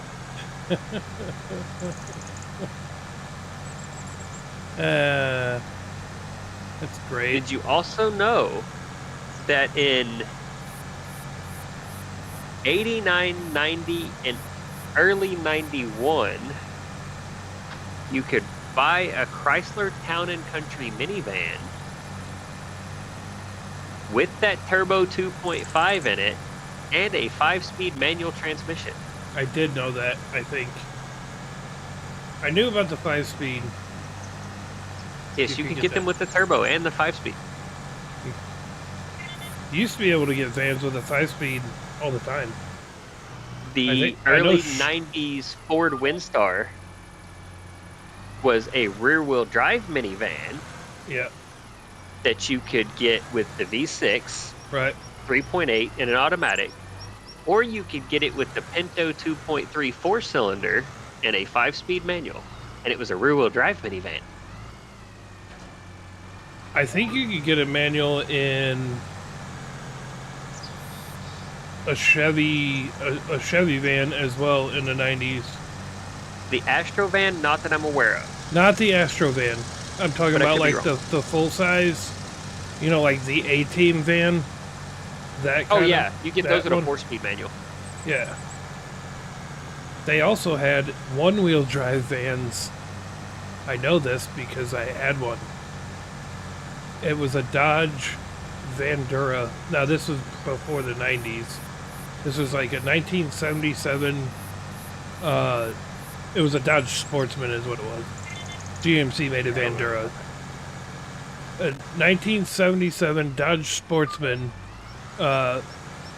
full-size van. Had a 360 in it, and it was one-wheel drive. Interesting. It was, yes. Let me tell you, that one wheel, I could do quite a burnout with it. Now, I would love to find an early 90s Ford Windstar with the 4-cylinder 5-speed in it. Really? Because that's the same motor that came in the SVO Mustangs, except it wasn't turboed in the vans. Right. Yeah, 2.3. Yep. So I would love to get one of those vans and put the SVO turbo setup on it and run around in a turbo 5-speed minivan. That'd be funny. But that's right. Didn't I like weird shit. I'm trying to think. I got a good one for you. I want to get a Mercury or whatever. Oh, and then a Fox Body Mercury. Yeah. XR4 Ti. Yeah. I almost bought one clone. once. I almost bought one once. Right. You know, it's funny. Not actually the Mustang clone. It's more of a Cosworth clone. Well, here's the thing. So, what was the magazine back in the day? Was it just called Mustang Magazine or something, or like Fox Body or something like that? And they were talking about, at one point, the fastest Fox Body around was not even a Mustang. It was the Mercury. You know why though? No, I don't know. The Mercury had a bigger turbo and better fuel, better computer. But it looked like a Mustang. Okay, I'll tell you something else. You can get a Thunderbird with the same turbo 4-cylinder. Yeah, I know.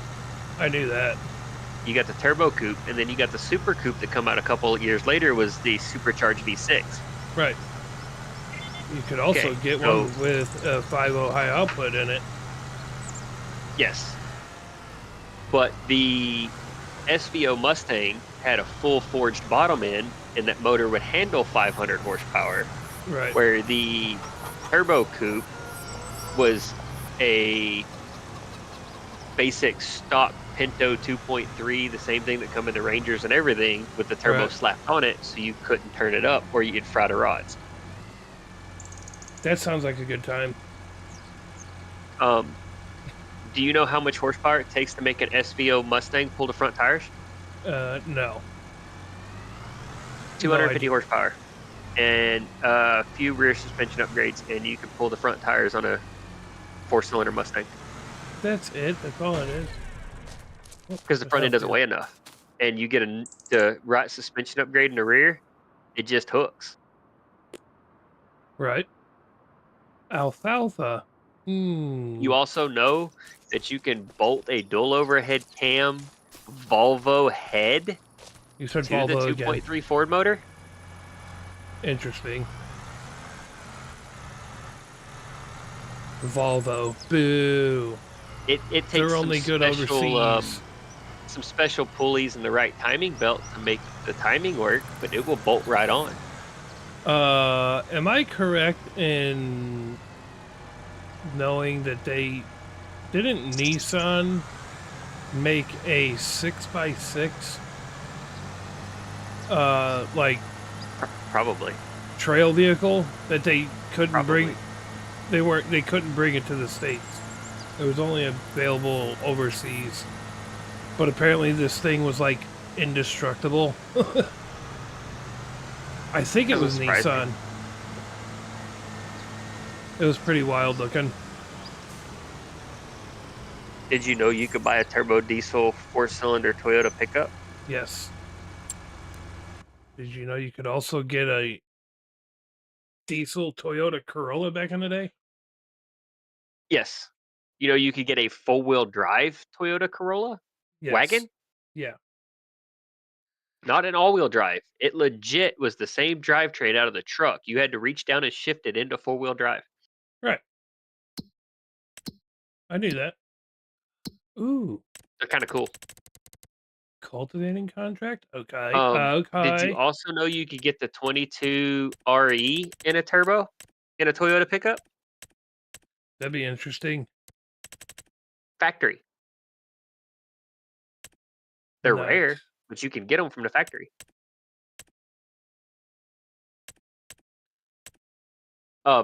And Dirty, I know you don't like anything that's not American, which is kind of a null point today Merc- because nothing's Merca. American.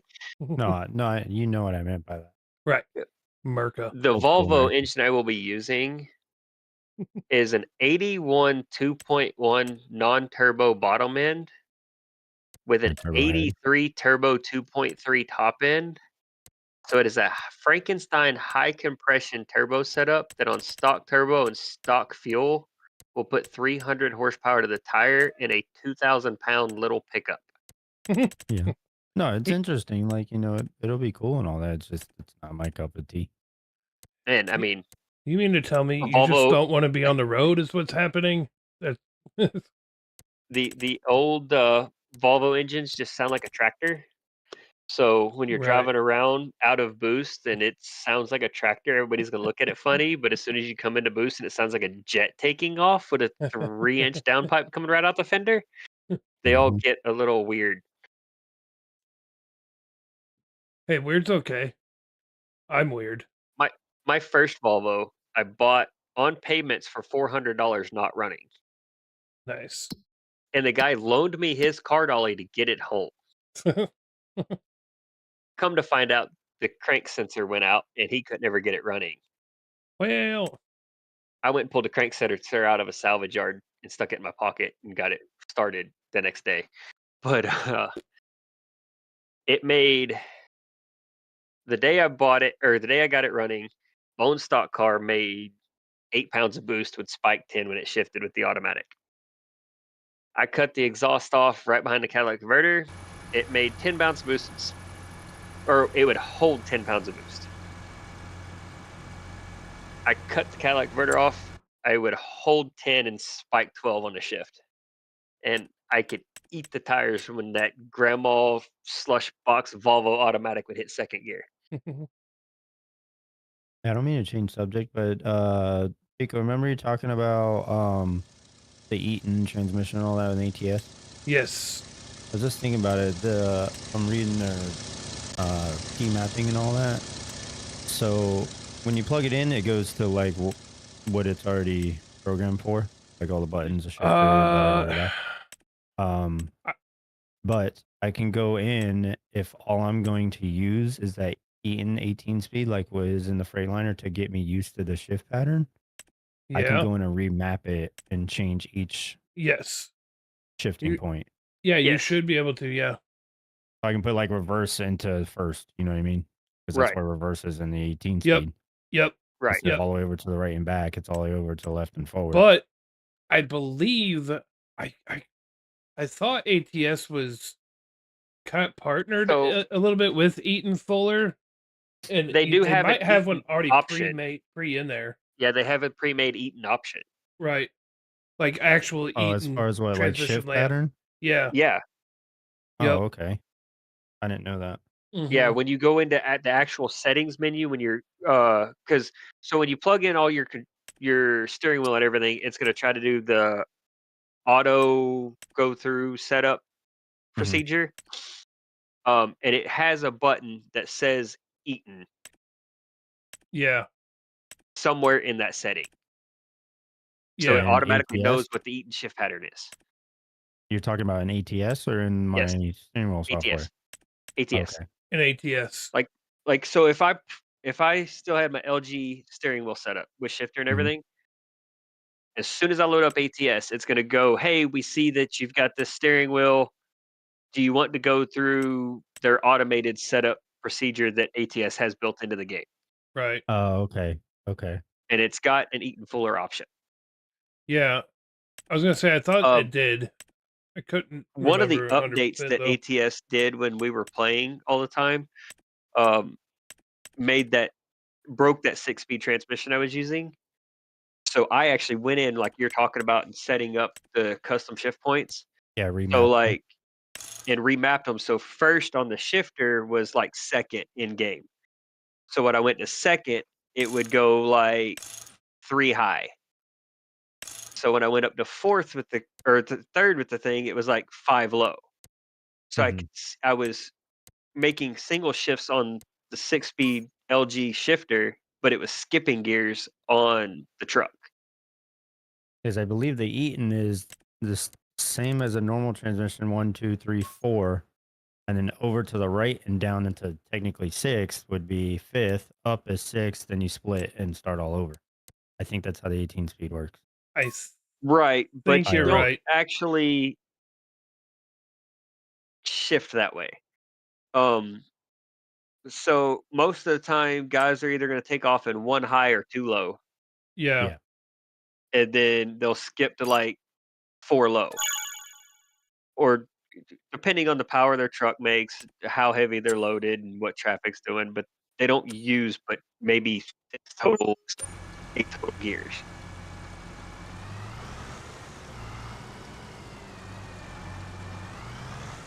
Like our trucks at work are all automatics. Some Yeah. of them take off in second gear. Some of them take off in first gear.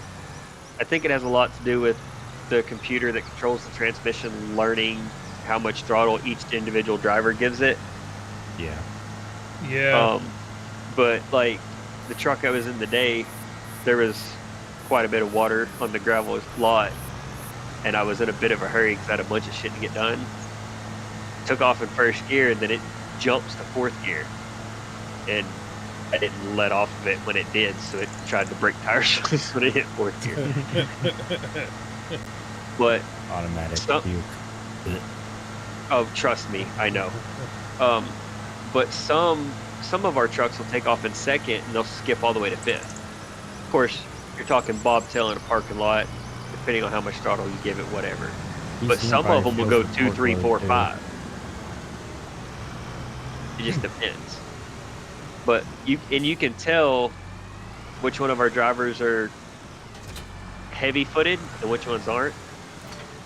Because the light foot ones, when you get in their trucks and drive it the same way you drive any of the other ones, light foot across the parking lot because you're in a parking lot. Right. It'll go 2, 3, 4, 5, and it'll slowly shift through the gears, Right. each individual gear. Then you'll get in another one, and you'll go 1, 4, 6, and the same Who's- throttle pressure. They're heavy footed. Yeah. Which I get the joys or the benefits of having an automatic. You get down in like Dallas, running a Yeah. manual transmission would suck. During rush hour, would just flat suck. Yeah. I can see it not being so much fun. But you take that third pedal out of these trucks, and you can tell drivers they can't even change their own glide hands anymore, and you make a steering wheel holder. Yeah. I don't know how it is up there, but CDL class down here, they start you off in automatic unless you tell them you want to do a manual. That's what they do Oh, yeah. here for me Federally. as well. Stupid. Federally, if you take your CDL test in an automatic, You can't drive a manual. you truck. cannot drive a manual. No, Federally. I have that restriction on my license right now. I have an automatic restriction because It's the It's company like you go that I get your got. concealed carry. If you take it with a revolver, you cannot carry a semi-auto. Here's the problem though, is that, and I didn't realize this till, well, I did realize it at the time. So when the company I work for paid for me to go get my CDL, right? Well, they did not need me to. The only reason I was getting my Class A was because of weight. I was supposed to. I was Right. just going to be driving around a Ram 3500, towing around a hydrovac machine. That's it. So I needed it. I had to have. But the combined Class weight A- is why. So you're doing it Right. just for weight, yeah. Right. So they gave me the option that I could have gotten the manual, but here's the problem. The truck that I was going to be driving, all it had was a synchronized 6-speed. It was a synchronized 6-speed transmission. Now, Okay. I myself have never driven anything but a synchronized 6-speed or 5-speed or anything like that. Just a regular standard transmission. Right. You know, when it comes like that. So, but here's the thing. You take your test and get that manual test done in a synchronized transmission like that. Then if you go get a job driving like a 10-speed, a 13-speed, an 18-speed, you're Here's not my going to know what question. you're doing. Here's my question: Yeah. Can you get in a synchronized transmission and float gears? You can, you are not Can supposed you? to. Can I? Can you? I probably could if I really wanted to. I didn't. Then you I can didn't drive any transmission. It's but that's not what I'm saying. Is that I'm saying learning the splits and all that stuff and the mechanics of that. Okay. If you don't know so- what you're doing and you just go, hey, I can drive an 18-wheeler now. Well, no, you really can't yet. You can't. And here's the thing. I I'm would telling love to you hear this. I'm telling you this without physical experience doing it. So take that as you will. I have Okay. never been in the cab of a semi until I got my job where I'm at. And I've been there Right. 9 months. Right? But I have driven all kinds of manual transmission vehicles. Oh, None of no. my Rangers, I'm stuck. I'm gonna die in this thing. Hang on. none of my Rangers did I use the clutch after I took off. I floated the gears on all of my Rangers. I floated the gears in my D50. I floated the gears on my Miata. They're all synchronized. Yeah, I floated my Subaru. My buddy's Mustang, I was never on the clutch, drag racing it or not. Oh, my Mustangs, I know lift shift. Absolutely never touched the clutch. Just Right. take off in reverse, that's it. That was a 950 quarter-mile car with me in it, driving it sideways at a 60-foot mark. And I'd never touched clutch pedal. Well, Push into Right. clutch, put it on the two-step, light turns green, I come off the clutch, never touched again. well, I guess you're just better than I am. No, it's I have learned how to float the gears. Right. Now, that being said, in a semi, and once again, I've never driven one, but I know a lot of people that have, Yeah. and I've had a lot of discussions with it. The thing about the floating the gears in a non-synchronized transmission is knowing the RPM drop. Well, yeah. Mhm. Most of the shifting in a semi for floating your gears is a 500 RPM change. Right. So when you go to downshift, okay, you flip the throttle and you run the RPMs up about 500 RPMs from where you were to drop down the gear. Right. when you By the time you upshift, engage the gear, it's already dropped to 500. Right. I'm you- talking about the knowing. It's not the floating the gear part that's the problem. It's being able to do your splits and your high lows and all that. If you've well, never that's all done, if you electronic. right, but if you've never done it, but so you go get your, so they give you your Class A with your manual and everything, and then you go get a job driving somewhere where you're driving an 18 speed, but you've never run high and low gears or split gears. You're gonna fuck up a transmission. I'm sure of it. Not transmission. You'll eat the clutch. Well, whatever. You could do both. So the guy I work, one of the mechanics where I work, he's been at that company 30 years. Yeah, He's been working on semis for 40. sure. I've talked to him about all kinds of issues that he's dealt with on trucks and drivers and transmissions and hurting clutches, and any transmission that he's ever had the transmission itself fail Mm-hmm. was never driver fault. There was a series of transmissions, and I forget which one he said it was, that didn't have an oil pump in it to keep it oiled. It relied on splash oiling and the gears slinging oil. Right. So the bearing at the front of the transmission would be starved of oil, Right. and it would eat the transmission. That makes sense from an engineer's point of view. Right. He Yeah. said the drivers were never at fault for transmission failures, majority of the time. Drivers burn out clutches. Yeah, I could see that. Now, our automatic transmissions are a manual transmission that's computer controlled. Right. It still has a clutch in it, It's like Right. PSG. Yeah. kind of. It looks like your traditional clutch and pressure plate, like a manual transmission in these trucks. I've got one sitting in the floor at the shop because they swore I was gonna have to put one in a truck till I showed them on the computer that no, this clutch is fucking fine. I've got Detroit software to go in and if the Freightliner dealer has it, I've got it. I can go and do anything a Freightliner dealer has.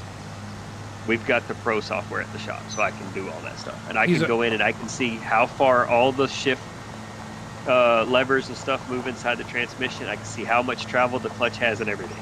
Mm-hmm. And we had one not that long ago that had a clutch code pop up on the truck. I hooked up the computer and went through it. Clutch travel was fine. No leak down on the clutch because it's air operated, nothing. Right. Went through the diag on the code. Basically what had happened is the driver tried to back up a loaded trailer with not enough air pressure and overheated the clutch because it could not fully release. What an idiot. No. He is, but we're not going to go into that. But the simple fact is driver fault on a clutch. Drivers kill clutches, not transmissions. You're not likely to hurt that transmission unless you just force grind the gears. Clunk it. That was one of the rules on that deal, by the way. Oh, With they it- where all I- clunk because they're Well, not synchronized. right, no, but that's what I'm saying. Where I got my CDL at, that was like a big old thing on Muncie there. He four said, speed? he said, if you clunk my transmission 4 times, you don't get to keep going. The old Muncie 4-speed and what they called the Rock Crusher. Yeah. You know why it got the name the Rock Crusher? Probably because it crushed rock. No, I don't Because know. if you shifted it properly, it sounded like you were slinging rocks through it, and they That's were getting awesome. chewed up in a crusher. Because it was straight cut, unsynchronized, and all you did was grab it and shift it like a man. Oh no. This is horrible. I've been talking to you guys this whole time, and I think I grabbed the wrong fucking implement and drove all the way to the other end of this map. Shitty. Hold, please. But I mean, and talking to different drivers and stuff that used to drive manual transmissions, every truck is different. Yeah. You could go to a dealership with manual transmission trucks on it, all of them the same year, all of them 0 miles, and get into them and drive them, and they're all going to be a little different on the RPM drop when you shift them, and when you split them, and what gears to skip. Right.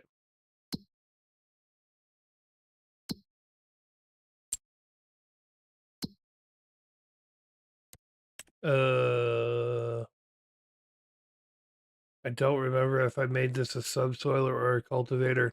Damn it! All right, well, I guess we're gonna try it. Guess we're gonna find out, right? I had a Muncie 4-speed once. Never got to put it in anything. I'm in luck. I made it a cultivator. Jeez. But as far as your twin sticks, Twin sticks are badass, man. think of it as your second stick is basically your high-low switch. Yeah. So a 5+4. Your first shifter is 5 gears. Your second shifter is 4 gears. Right. So basically, you have 20 gears. So you can put the first shifter in first gear and then shift nothing but the second shifter Right. through 4 gears. Then you go to second gear in the first shifter and back to first in the second shifter, and you got 4 more gears. Then you split them. Well, not really. I know. That's what the third shifter is in a tri-stick truck, Yeah. is actually a high-low. Right. You have your high low, and then you have your split. Or that's No. your split. Not in a tri-stick truck. A tri-stick truck would be 5+4 with a splitter, Right. or a high-low. So basically, you have 20 gears in low, and then you have 20 gears in high. Right. Yeah, some of them, depending on 5+4s or whatever else, you have like 50 something gears. Oh yeah, It seems excessive. Fucking retarded. It's stupid. it's absolutely excessive at that point. But the Unless you're only driving in the reason- Rockies the whole time. The only reason I didn't buy that 84 F350 is an F350 crew cab dually. Right. OBS square body Ford. Dude, truck was immaculate. But it had the Come on, 6.9, say 2025 terms, it's fucking mint. whatever. It's I'm it had dead the ass. 6.9 IDI No. diesel in it. Is the only reason I didn't buy it is because I didn't want to mess with the 6.9 IDI because they're not good motors. I mean, they are. They don't They're make enough indestructible. power to hurt They last. themselves. You can't. They don't make enough power to hurt themselves. You're right. They don't make enough Even power to up get the themselves out of the 7.3 way. Power stroke, they don't make enough power to hurt themselves. That's why everybody's like, "Oh, it's such a great engine." Yeah, it is, but they don't make enough Oh, power my to fucking hurt 7.3 themselves. did. My Right. mine did 7.3 had a too. Banks intercooler made over 20 psi. Mine too, but I'm just saying factory, like they don't make enough power to hurt themselves. Right. They, They do really it on don't. No, purpose. you're right. Keep oil in it and shit like that, you're fine. You're absolutely right. Now, I could have done a 7.3 stroke in front of that 5+4 and it bolted right in. I just at the time wasn't in a position where I could even think that way, so I let it go. Right. I had the money. I could have went and bought the truck, but it was a 5+4. That's the whole reason why I wanted it, is because of 5+4. That equals 9. No, it equals 20 gears. I'm thankful my Cummins has a built 68 RFE. At least it's a 68, not a 47 or 48. Yeah. Dodge has never made an automatic to save their life. No. No. Not really. But honestly, the only way you could be any better, there's 2 ways you could be better than the built 68. I want Is you could be You could be a 6-speed or you could be an Allison. Mm-hmm. That'd be the only two ways it'd be better. You can actually order them with an Allison. Yeah, that'd be nice. It has a non-VTT SC363 turbo on it. Oh yeah. If I keep my F350 that I've got right now, it's either gonna end up with an Allison or a 6-speed. We have a 7.3 truck, 02 with a E56 or a ZF6. I mean, Won't do me any good. drive F350. Really? Won't do me any good. Huh? Mine's an 07 60 stroke with it's a Harley Davidson edition. Harley. Hate on the fact that Those it's a are. 6.0. No, I'm gonna say 6.0s are decent. The only reason I'm gonna say that is 6.0s and 9 do not get along No. at all. 6.0s are the motor themselves is good. Temperamental. Right. They're not really. So they did get a bad rap, and I can tell you exactly what the faults in them are. The 03 through 04 and a half had a bad high pressure oil pump system. So 04 and a half through 07, they updated the oil pressure, the high pressure oil pump. That fixed that issue. Now, your 7.3 strokes, your Cummins, your Duramax all use 6 head bolts per cylinder.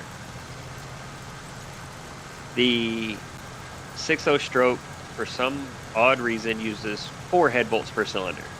So you lost some clamping force to hold the head gaskets down. They are sandcast blocks. Turn the fucking power up and bye-bye. No, that's not even the problem. That's not even the problem. Because mine has an SCT live wire with the big boy tune, making an extra 100 horsepower to full 4-inch straight pipe exhaust. Stock head gaskets. Well, they're not stock. Before I got it, it did have head gaskets put in it as preventative maintenance because the old man was using it for hot shot. But stock head bolts, OEM head gaskets, EGRs and coolers still in it. And stock oil cooler still in it.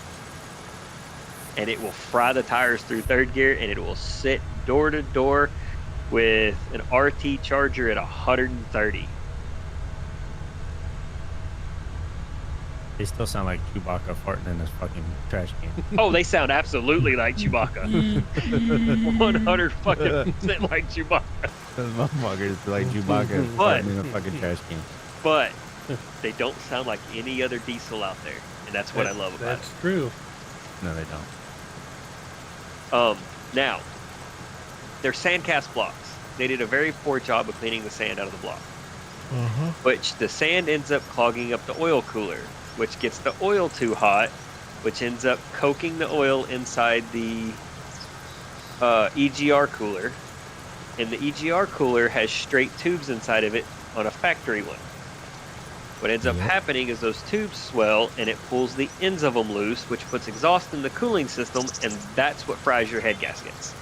Heck yeah. There's some knowledge for you guys, chat. An HD oil cooler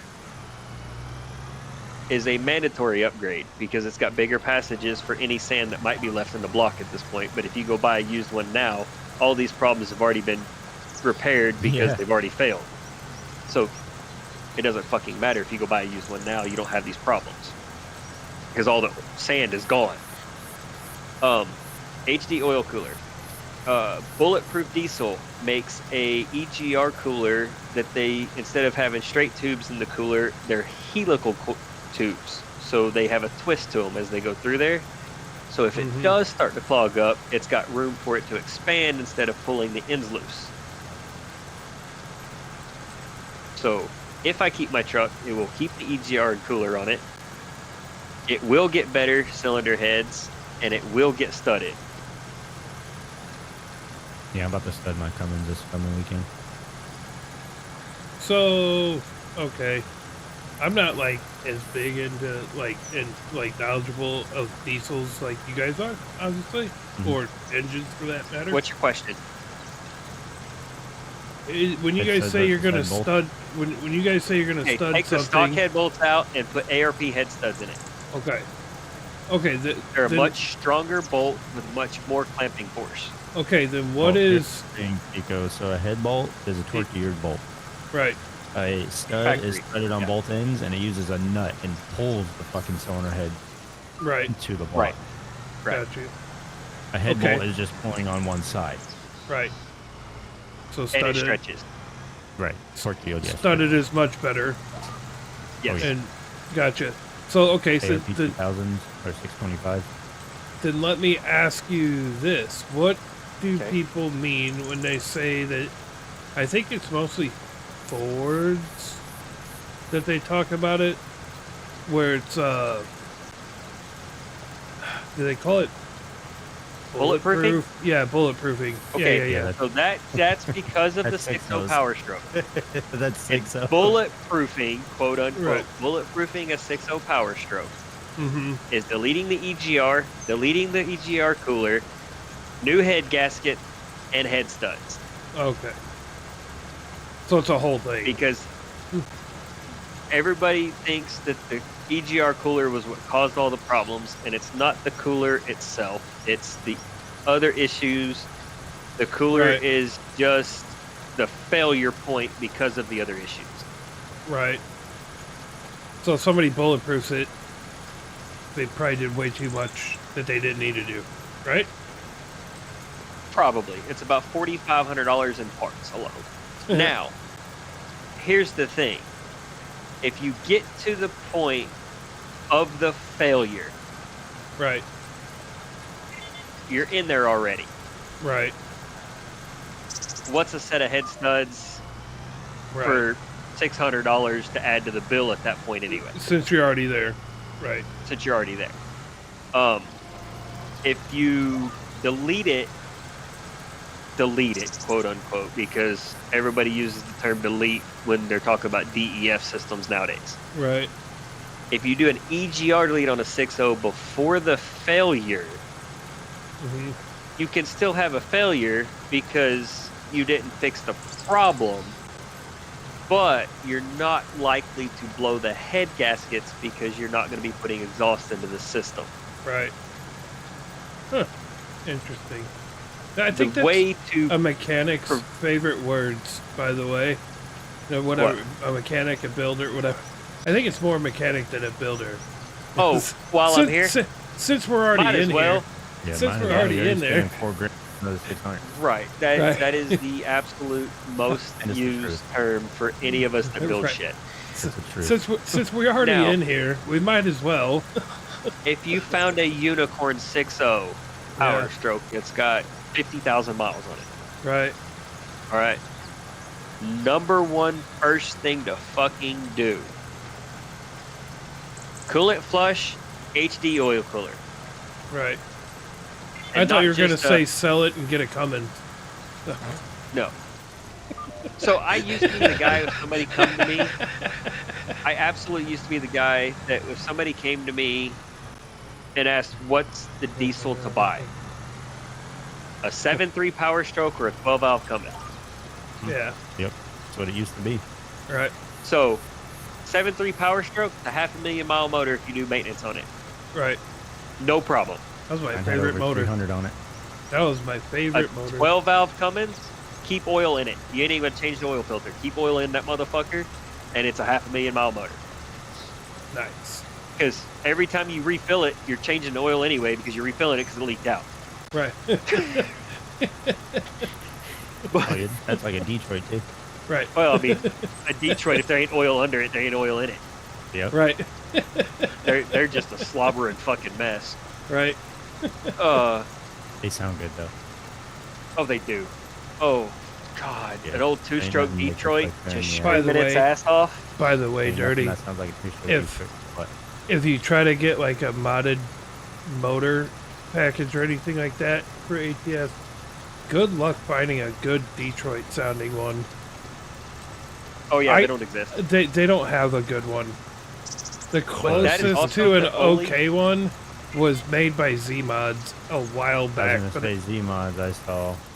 but it The, still is not the greatest. Like, they can't seem It's to get not. a great sounding Detroit on there.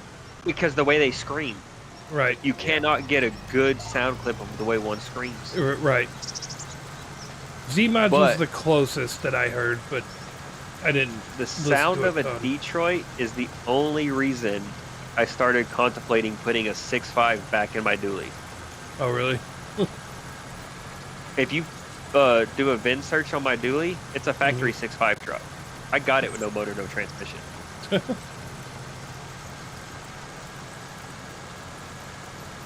Nice. That is a full exhaust with muffler Detroit. Yummy. We got What the fuck Detroits am at I- work, but they don't. We got DD15s, but Right. they're not. Through the DEF system and the after treatment shit, dude, you can't hear them. Right.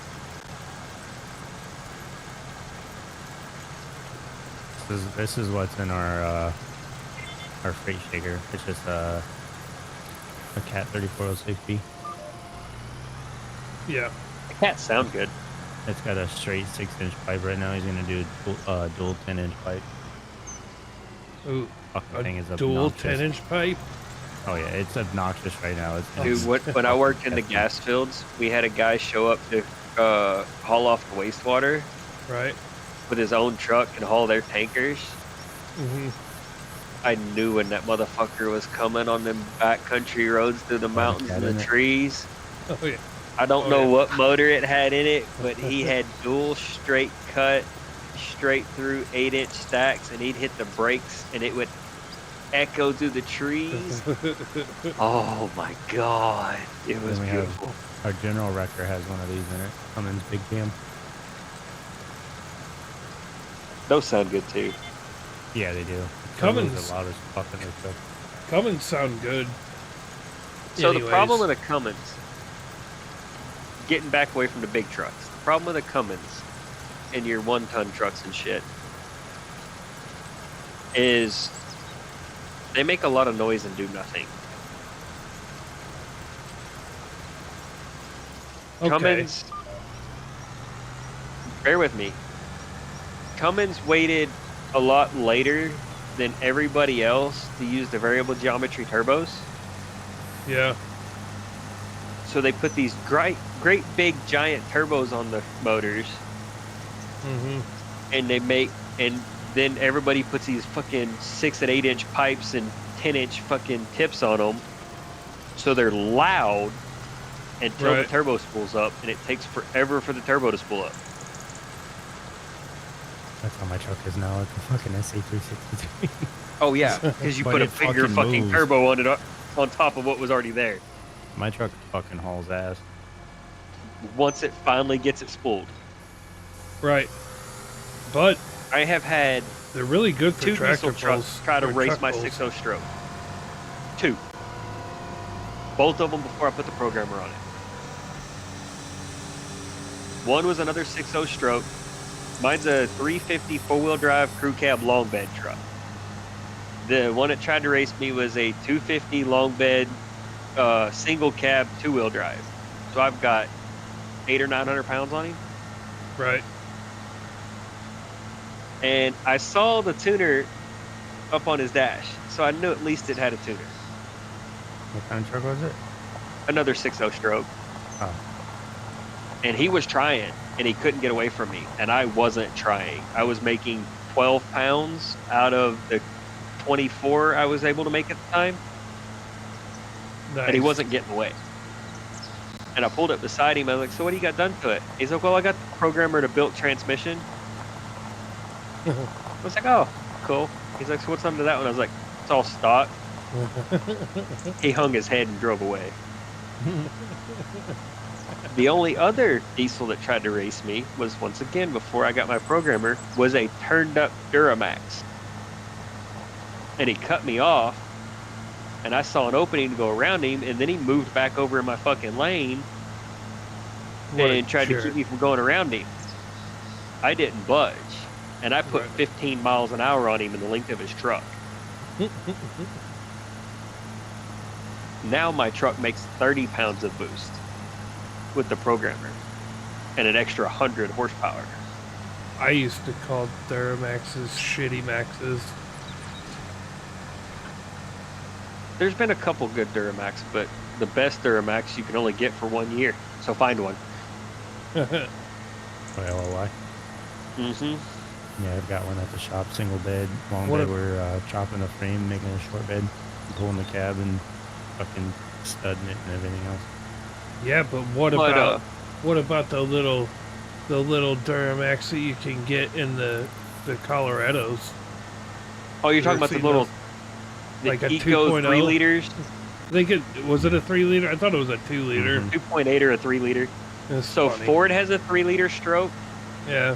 Chevrolet's is a 2.8 or a 3 liter, and Dodge or Cummins has a 3 liter. Yeah. Oh, and then they had Cummins calls it the their V8 Eco Cummins diesel. and the Titan before they discontinued it. Yeah. I don't know why they got Cummins rid of should have that. never made a V series. No, you're right. They need to stick with their straight sixes because that's what they're good at. Yeah, that's true. The 4BT would be fun in like a little Ranger or something though. I had a Dakota, the 2002 four-door 4.7 Dakota. I Yeah. was gonna Uh-huh. yank and put a 4BT in it, but I never did. A That'd have been 4BT would be fun in some little truck like that. Dude, they get like 40-something, 50-something miles to the gallon. right. And any mods that'll fit the 6BT fits the 4BT. Mm-hmm. Yeah, You so that could could make be a fun. nasty little 4BT. Somebody put one in a Miata and went drifting. Really? Mhm. That's great. and then you can cruise home and get, like I said, 40, 50 miles to the gallon because the vehicle don't weigh shit. Right. Oh, Go absolutely. buy a bread truck. My 84 Mercedes is an inline 5 diesel. I think one or two of the injectors is a little off, but it's the old mechanical, so I got to have the tool to be able to check the pop off on them. Right. It gets 52. That's crazy. The fuel gauge didn't work when I got the car, and I had the car for 3 months. Right. I was like, I've never put fuel in this bitch. I should probably do that. It used half a fucking tank in 3 goddamn months. That's pretty good. I have bigger injector nozzles for it. I just got to buy the $700 tool to be able to rebuild them.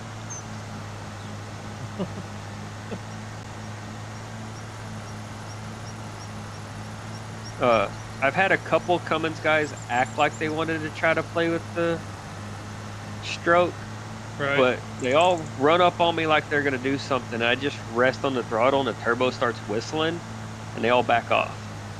My buddy's I- LOY is a turned up LOY. I mean, pretty much stock other than tune intake, exhaust shit. Right. I took him for a ride in my Cummins and I kind of started something then.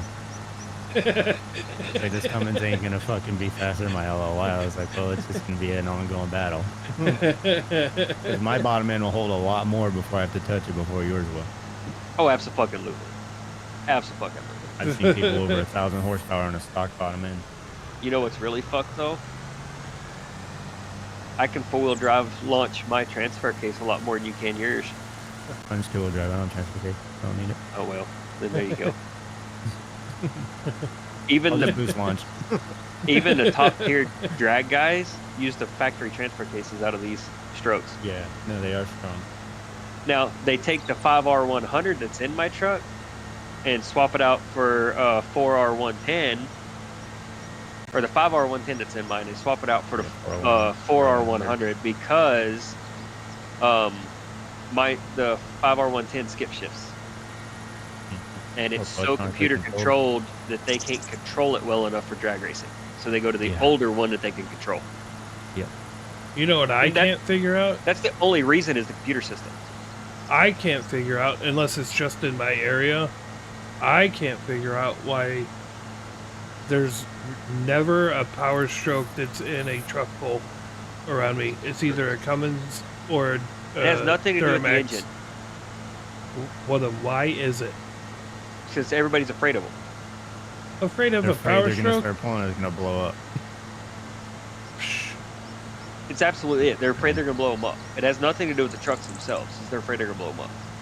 The bad thing is is they're more likely to have an issue with the Cummins truck or the Duramax truck. The Cummins truck, they can't keep a transmission in it, and the Duramax truck, they can't keep tie rods on it. Well, most truck thing pulls, that Chevrolet did. most Independent front suspension, yeah, absolutely. yeah.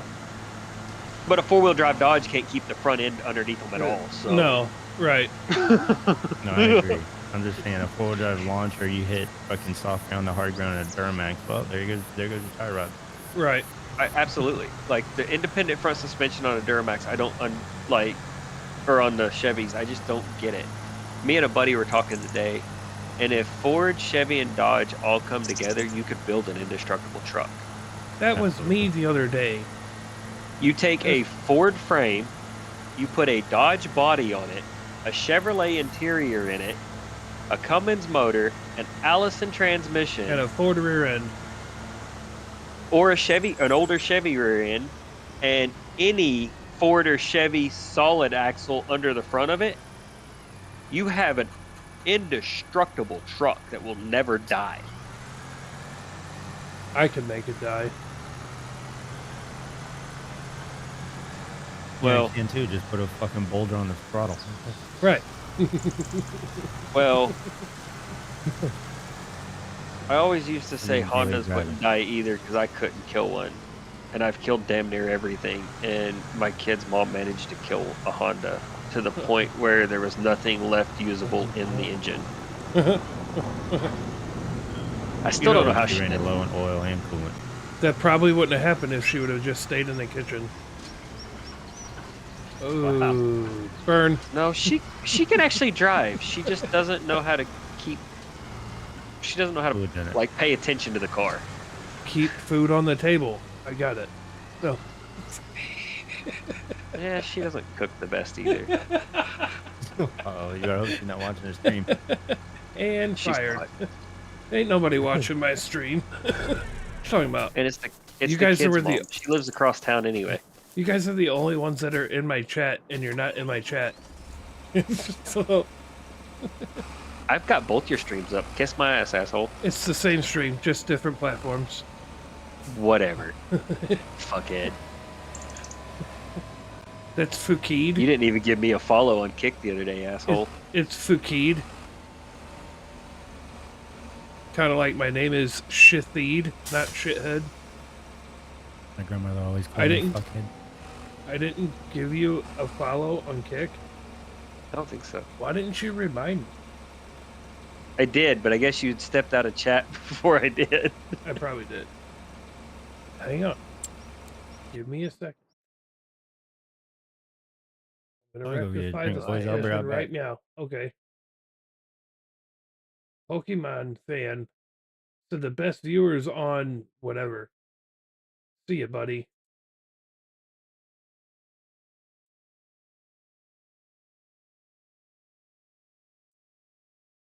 I like my weird cars, though. There you go. Followed. I put an LS motor in an 89 Caddy hearse. Oh yeah. Oh yeah, you Yeah. told me. You already told me that. I'm like, a hearse? Get out of town. I want to find a manual transmission Nissan Versa with a blown motor. Bear with me. Bear with me. You know what the Nissan Juke is? Yeah, I know what it is. Okay. He's ugly. It fucked up. That's what it is. No, they look like 80s rally cars, the way the roof slants back. I swear guess. all they need is a light bar on the roof. That doesn't mean that they look good. I kind of think they're cool. But bear with me. Bear with me here. You can get the Nissan Juke in a manual transmission, or you can get it all-wheel drive. Yeah. But all of them are turbo. Right. I gotta find It's the this same part. motor that's in a Nissan Versa. Right. So I want to find a Nissan Juke that's been rear-ended, yank the motor out, and Right. drop it in a manual transmission Versa. So you're taking a motor that's pretty easy to make 250 to 300 horsepower out of and putting it in a car that weighs half as much. That's awesome.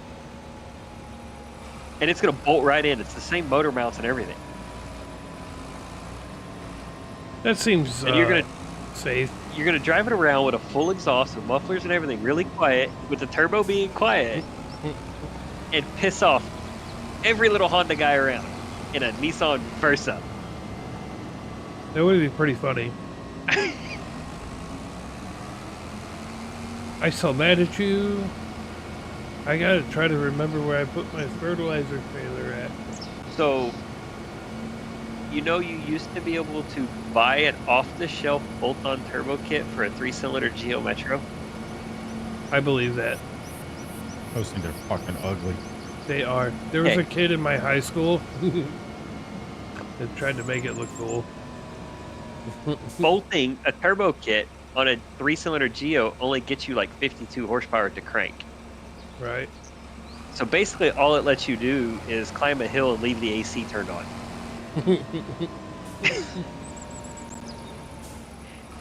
But I always wanted to get a Geo Metro with a 3-cylinder, turbo it, dump it on its nuts, and drive it around as a hater car with like a hood stack. That would be pretty good. But then I had a great idea. After I worked with a guy that had one, we worked at a cylinder head shop.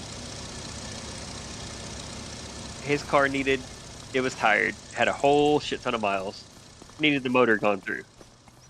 This motherfucker shows up early to work, unbolts the motor. Everybody gets there, we open the doors, he picks the motor up out of the car by hand, carries it inside, and on his downtime throughout the day, he tears it apart, sends it through all the cleaning stuff, gets the head rebuilt, puts it all back together, goes out after work, sets it back in the car. Right. Well, he forgot to get a flywheel because he was having issues with the starter and the flywheel. Sometimes it would catch. So he just stuck it back together. When it would catch, he would just go out there, grab the alternator belt, bump the motor a little bit, and let go, and he could get the car to start. Sure. Well, he forgot that he'd left the key on and grabbed the alternator belt and pulled on it, and it started the motor. So it made me go turbo a 3-cylinder Geo, put a lawnmower pull starter on the crank, and run it out the grill.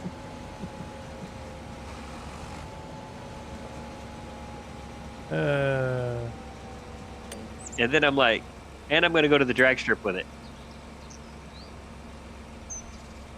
And I'm going to push it through the staging lanes until it's time to get up to the track. And then I'm going to get out of the car and I will walk around to the front of it and pull start it like a lawnmower at the drag strip. Just cuz I'm that kind of weirdo.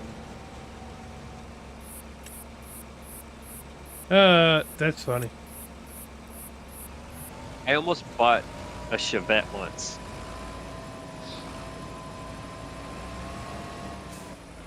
$400, runs and drives. Right. Needed a driver door handle. That's all it needed. It had like a dude used a roller to repaint the car. But it looked decent.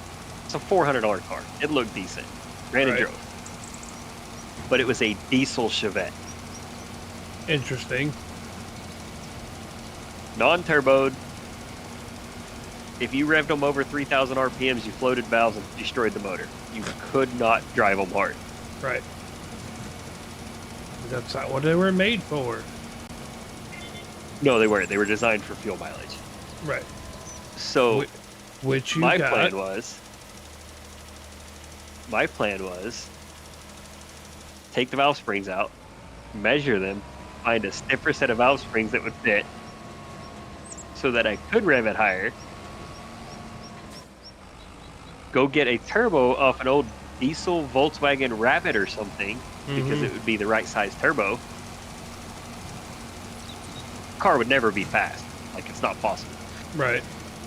run the exhaust straight out behind the front tire, point it up just slightly, and turn the fuel up so it black smoke. Right. So that when I'm driving around town sounding like a tractor with a little turbo noise every once in a while, little Honda kids would roll up and try to race me, and I couldn't race them. Right. But I'd catch them at the next stoplight and just give it a little bit of throttle and just shower their window with black smoke. In my little tractor. I'm an asshole. Well, they shouldn't have rolled up on. That's all it is. I mean, valid. Like that is the one thing that I really like about my F-350 is, yes, it will black smoke. But you have to really load it up to get it to black smoke. Yeah. Same with my truck. But Yeah. like if I leave a light hard, it'll be a quick big puff of black smoke, Right. and then it will clear up as soon as boost comes on. Mine has a DSP5 switch in it. It's been custom tuned. I don't know what tunes are on it, but on a hot tune, holy fuck. That's why I'm So- studying it, because I don't know how much power it's making. So you're saying you Oh, can shit. make your own mosquito control? Is what you're saying? Oh, absolutely. Oh yeah, if I load it up. Yeah. So mine having the variable geometry turbo, as soon as I touch the throttle, I start making boost. Mhm. Right. Not me. 1400 RPMs, I'm making 5-6 said, pounds of "Not me." boost already. No, let that shit build. And then it'll creep. It'll be 5, 6, 7, 8, and I'm watching it on my digital gauge on my SCT. Oh, you and have at a about Livewire 12 or- TS Plus? Do what? You have a Livewire TS Plus? Yeah.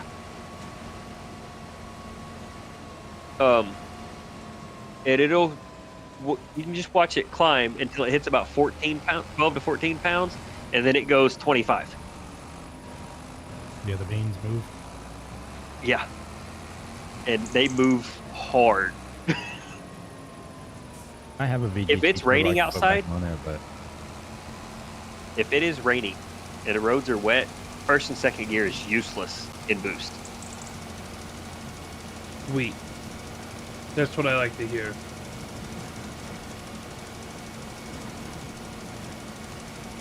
Like 40 miles an hour with water on the roads, if I'm at it, it just starts skating. I like skates. The beauty is, In the eye of the technically right now, my beholder. four-wheel drive doesn't work Oh. because it doesn't have a front drive shaft in it, because I bought it with a blown-up transfer case, Right.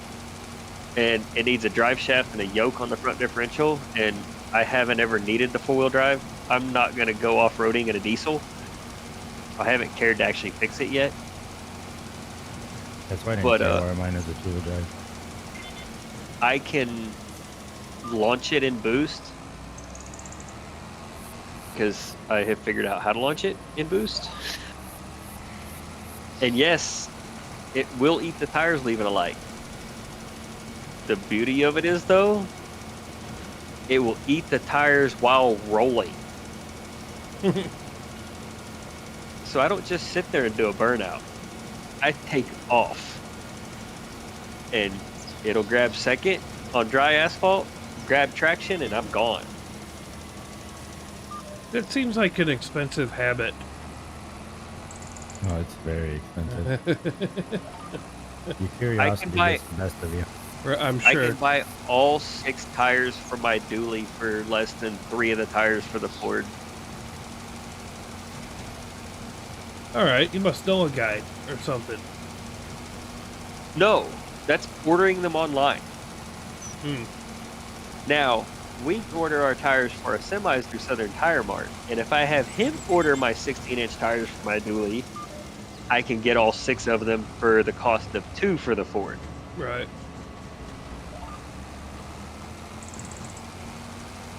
But the Ford also has 20s on it. We run 22.5, shave down the 22s on all our shit. The dually will get a set of those. What's even worse is those are only $20 more a tire than the 16s that are on the truck right now. That's Mhm. sad. Well, Seiko, the good thing about the 22.5s when you shave them down to a 22, you Yeah. don't have to worry about running a big truck tall tire on them. You're gonna run an actual Yeah. Yes. light duty truck tire on it. Now, Right. if the dually was four-wheel drive, it would get 19.5s on it or 22.5s on it, because I will never have to buy another set of tires in my life.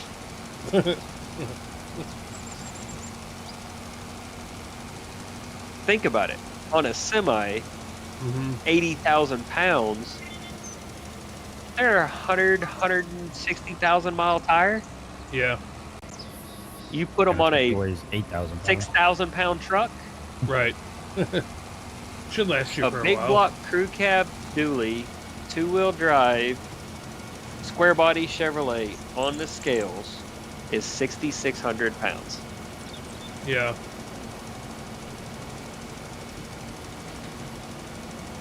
So 7,000 pounds probably for my 93 if it was 4-wheel drive. Right.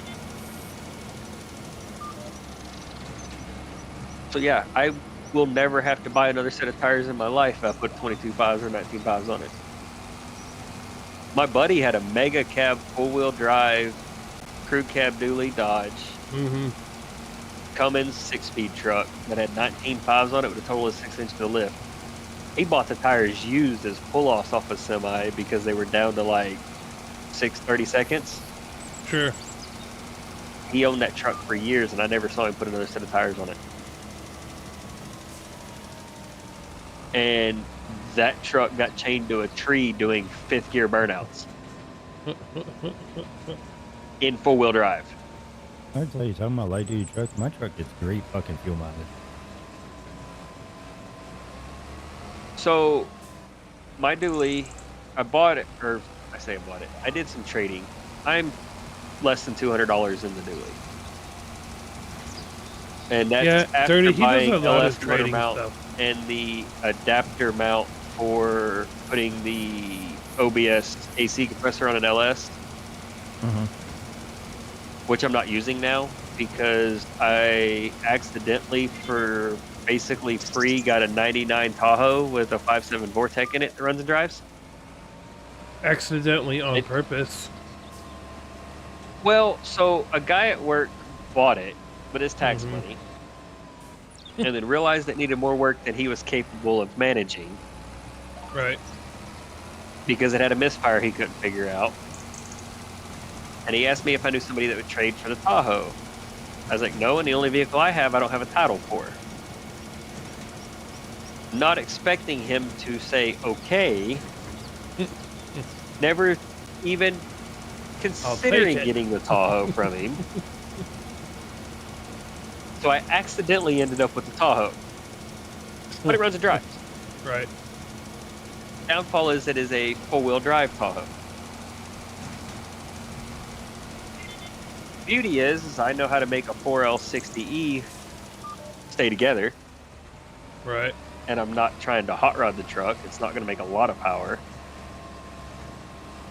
And I have 95% of the parts I need to rebuild a 4L60 already sitting there at my shop. Oh, good old 4L slip. No, Yeah. it's a box of neutrals. They don't really slip. They just turn to neutral. Right. But I know how to make one stay together. Fix all the factory flaws in it, make them stay together. And I have 95% of the parts to do that already. And I have all the parts I need to make the 4-wheel drive transmission a 2-wheel drive to go into my dually. Me personally, this is just speaking for me, not anybody else. I know how to fix them too. Don't buy anything that has one in it. Okay, so the Me 4L60, personally, Super the easy fix. 4L60E is not a bad transmission. it's not. They're really not. The problem is every time General Motors found a problem with the transmission, they fixed that problem and caused another. Oh, so they're like So- the Call of Duty of Yes.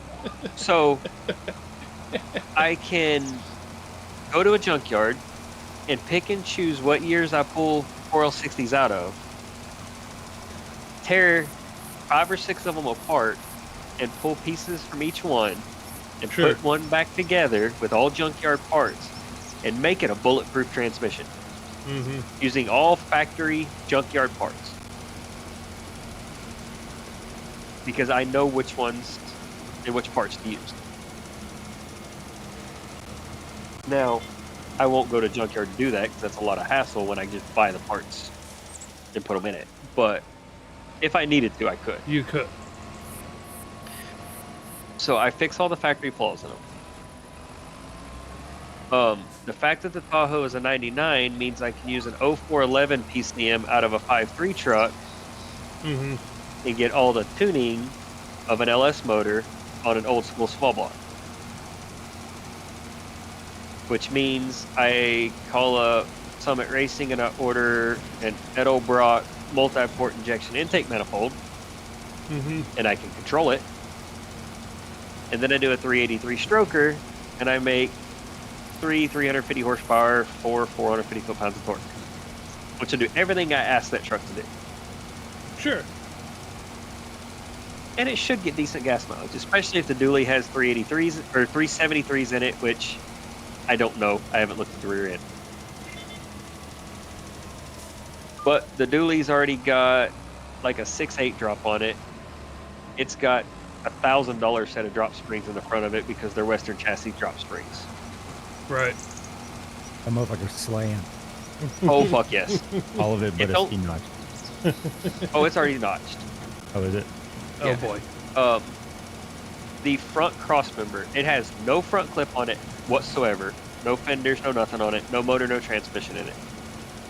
The front cross member's only about 4 inches off the ground right now. It'll be about 2. Yes. Because it's got drop spindles on it too. I may have to change out the front springs Maybe. when I get a motor in it.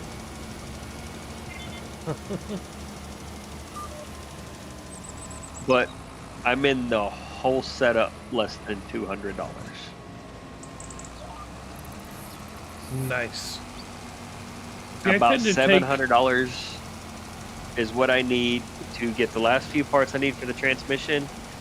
It's got a massive front main seal leak. Right. And while I'm there, I'm going to do front main seal, oil pan, and rear main seal because I'm going to have it all apart, might as fucking well. Right. So about $700 for all the last parts I need and all the fluids and stuff to make the dually drive down the road. See, So, I prefer to lift all my trucks as opposed to slamming them. Okay. Lowering kits are cheaper than lift kits. I understand. Bear with me here. Tires to go on a lowered vehicle are cheaper than big four-wheel drive mud tires. Uh-huh. And I if know. I have a big lifted truck, I want to go do four-wheel drive lifted truck things. Right, that's the point. Which That's why I means didn't get a 4-drive truck. which means I break things. Mm-hmm. Which means things get really fucking expensive. Yeah, but it's so much more fun. It is, but it's so much cheaper to lower one. Yeah, I don't care. If I have a truck and I can afford to get all the lifted stuff for it, then that means I'm making enough money that I can replace the shit when I break it because I'm doing But then dumb it's shit in down. it. So my daily is going to be a clean, nice, lowered truck that I'm happy getting into and driving every day. Sure. And I'm getting older with back issues. I don't want to crawl in a big lifted truck every day. That's why you get the one that has the like steps that come down when you open the door. Fico, What? Ford almost got lifted. I'm just saying. You can I almost lifted customize the Ford. anything. I almost lifted the Ford because there was an 8-inch lift kit on Right. closeout because it was the last generation lift kit and they were trying to clear them out. Sure. I would have jumped all over it. I had the cash to buy it because it was $250 for a full, all the way down to the shocks, 8-inch lift kit. Yeah, I would have bought that, no problem. I almost did. Like, I had it in the cart, was about to click buy. Until I remembered to make an 8-inch lift kit look good on that truck, I would have to have a set of 40-inch tires, Yeah, which then is the truck lifted about 12 inches. sure.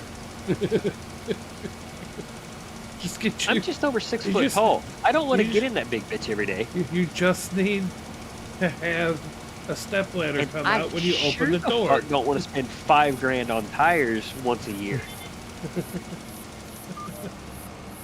Fine. because those tires are whatever. not going to last that long running on the street every day.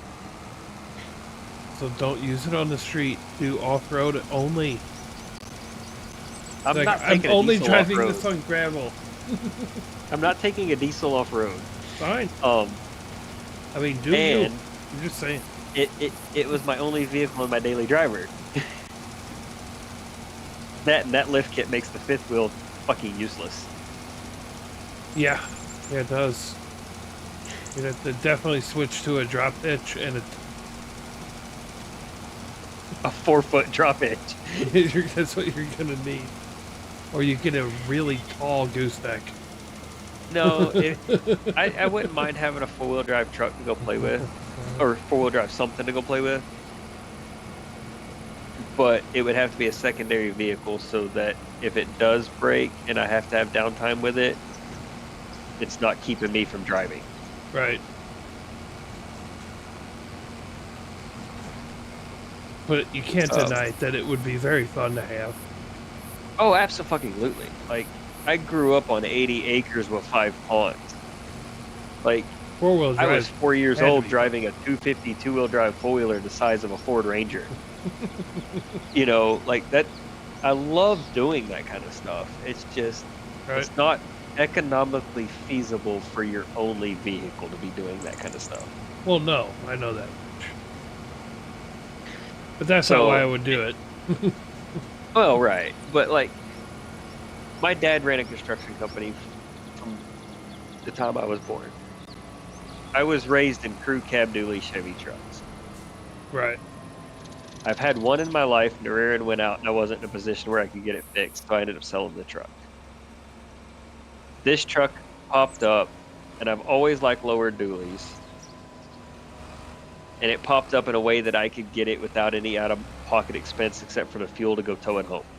Right. So I jumped all over it. As would I would have Excuse me. done the same thing. I mean, if I could have got it without it being lowered, I still would have got it, and then I would have found a way to lower it. As far as wheels, I have debated and been back and forth on wheels so many times for it. If I can find a set of factory 16-inch Alcoas, it'll stay on 16-inch wheels. Mm-hmm. If I could find the Denali 5-spoke Alcoas from the OBS trucks, it'll go on the 5-spoke Alcoas. There was a set of 20-inch billets in Missouri for $1,000 right after I got the truck, Yeah. and they're a set of billets that you can't get anymore. They don't make them. Mm-hmm. If I'd have had $1,000, I'd have drove to fucking Missouri and picked the bitches up, and it'd be sitting on 20-inch Alcoas or 20-inch billets. Hell yeah. I thought about bagging the truck and leaving it on 16s, but then I'm like, then I've got all the extra maintenance of the air ride setup, which bagging that truck's fucking cheap too, in all reality.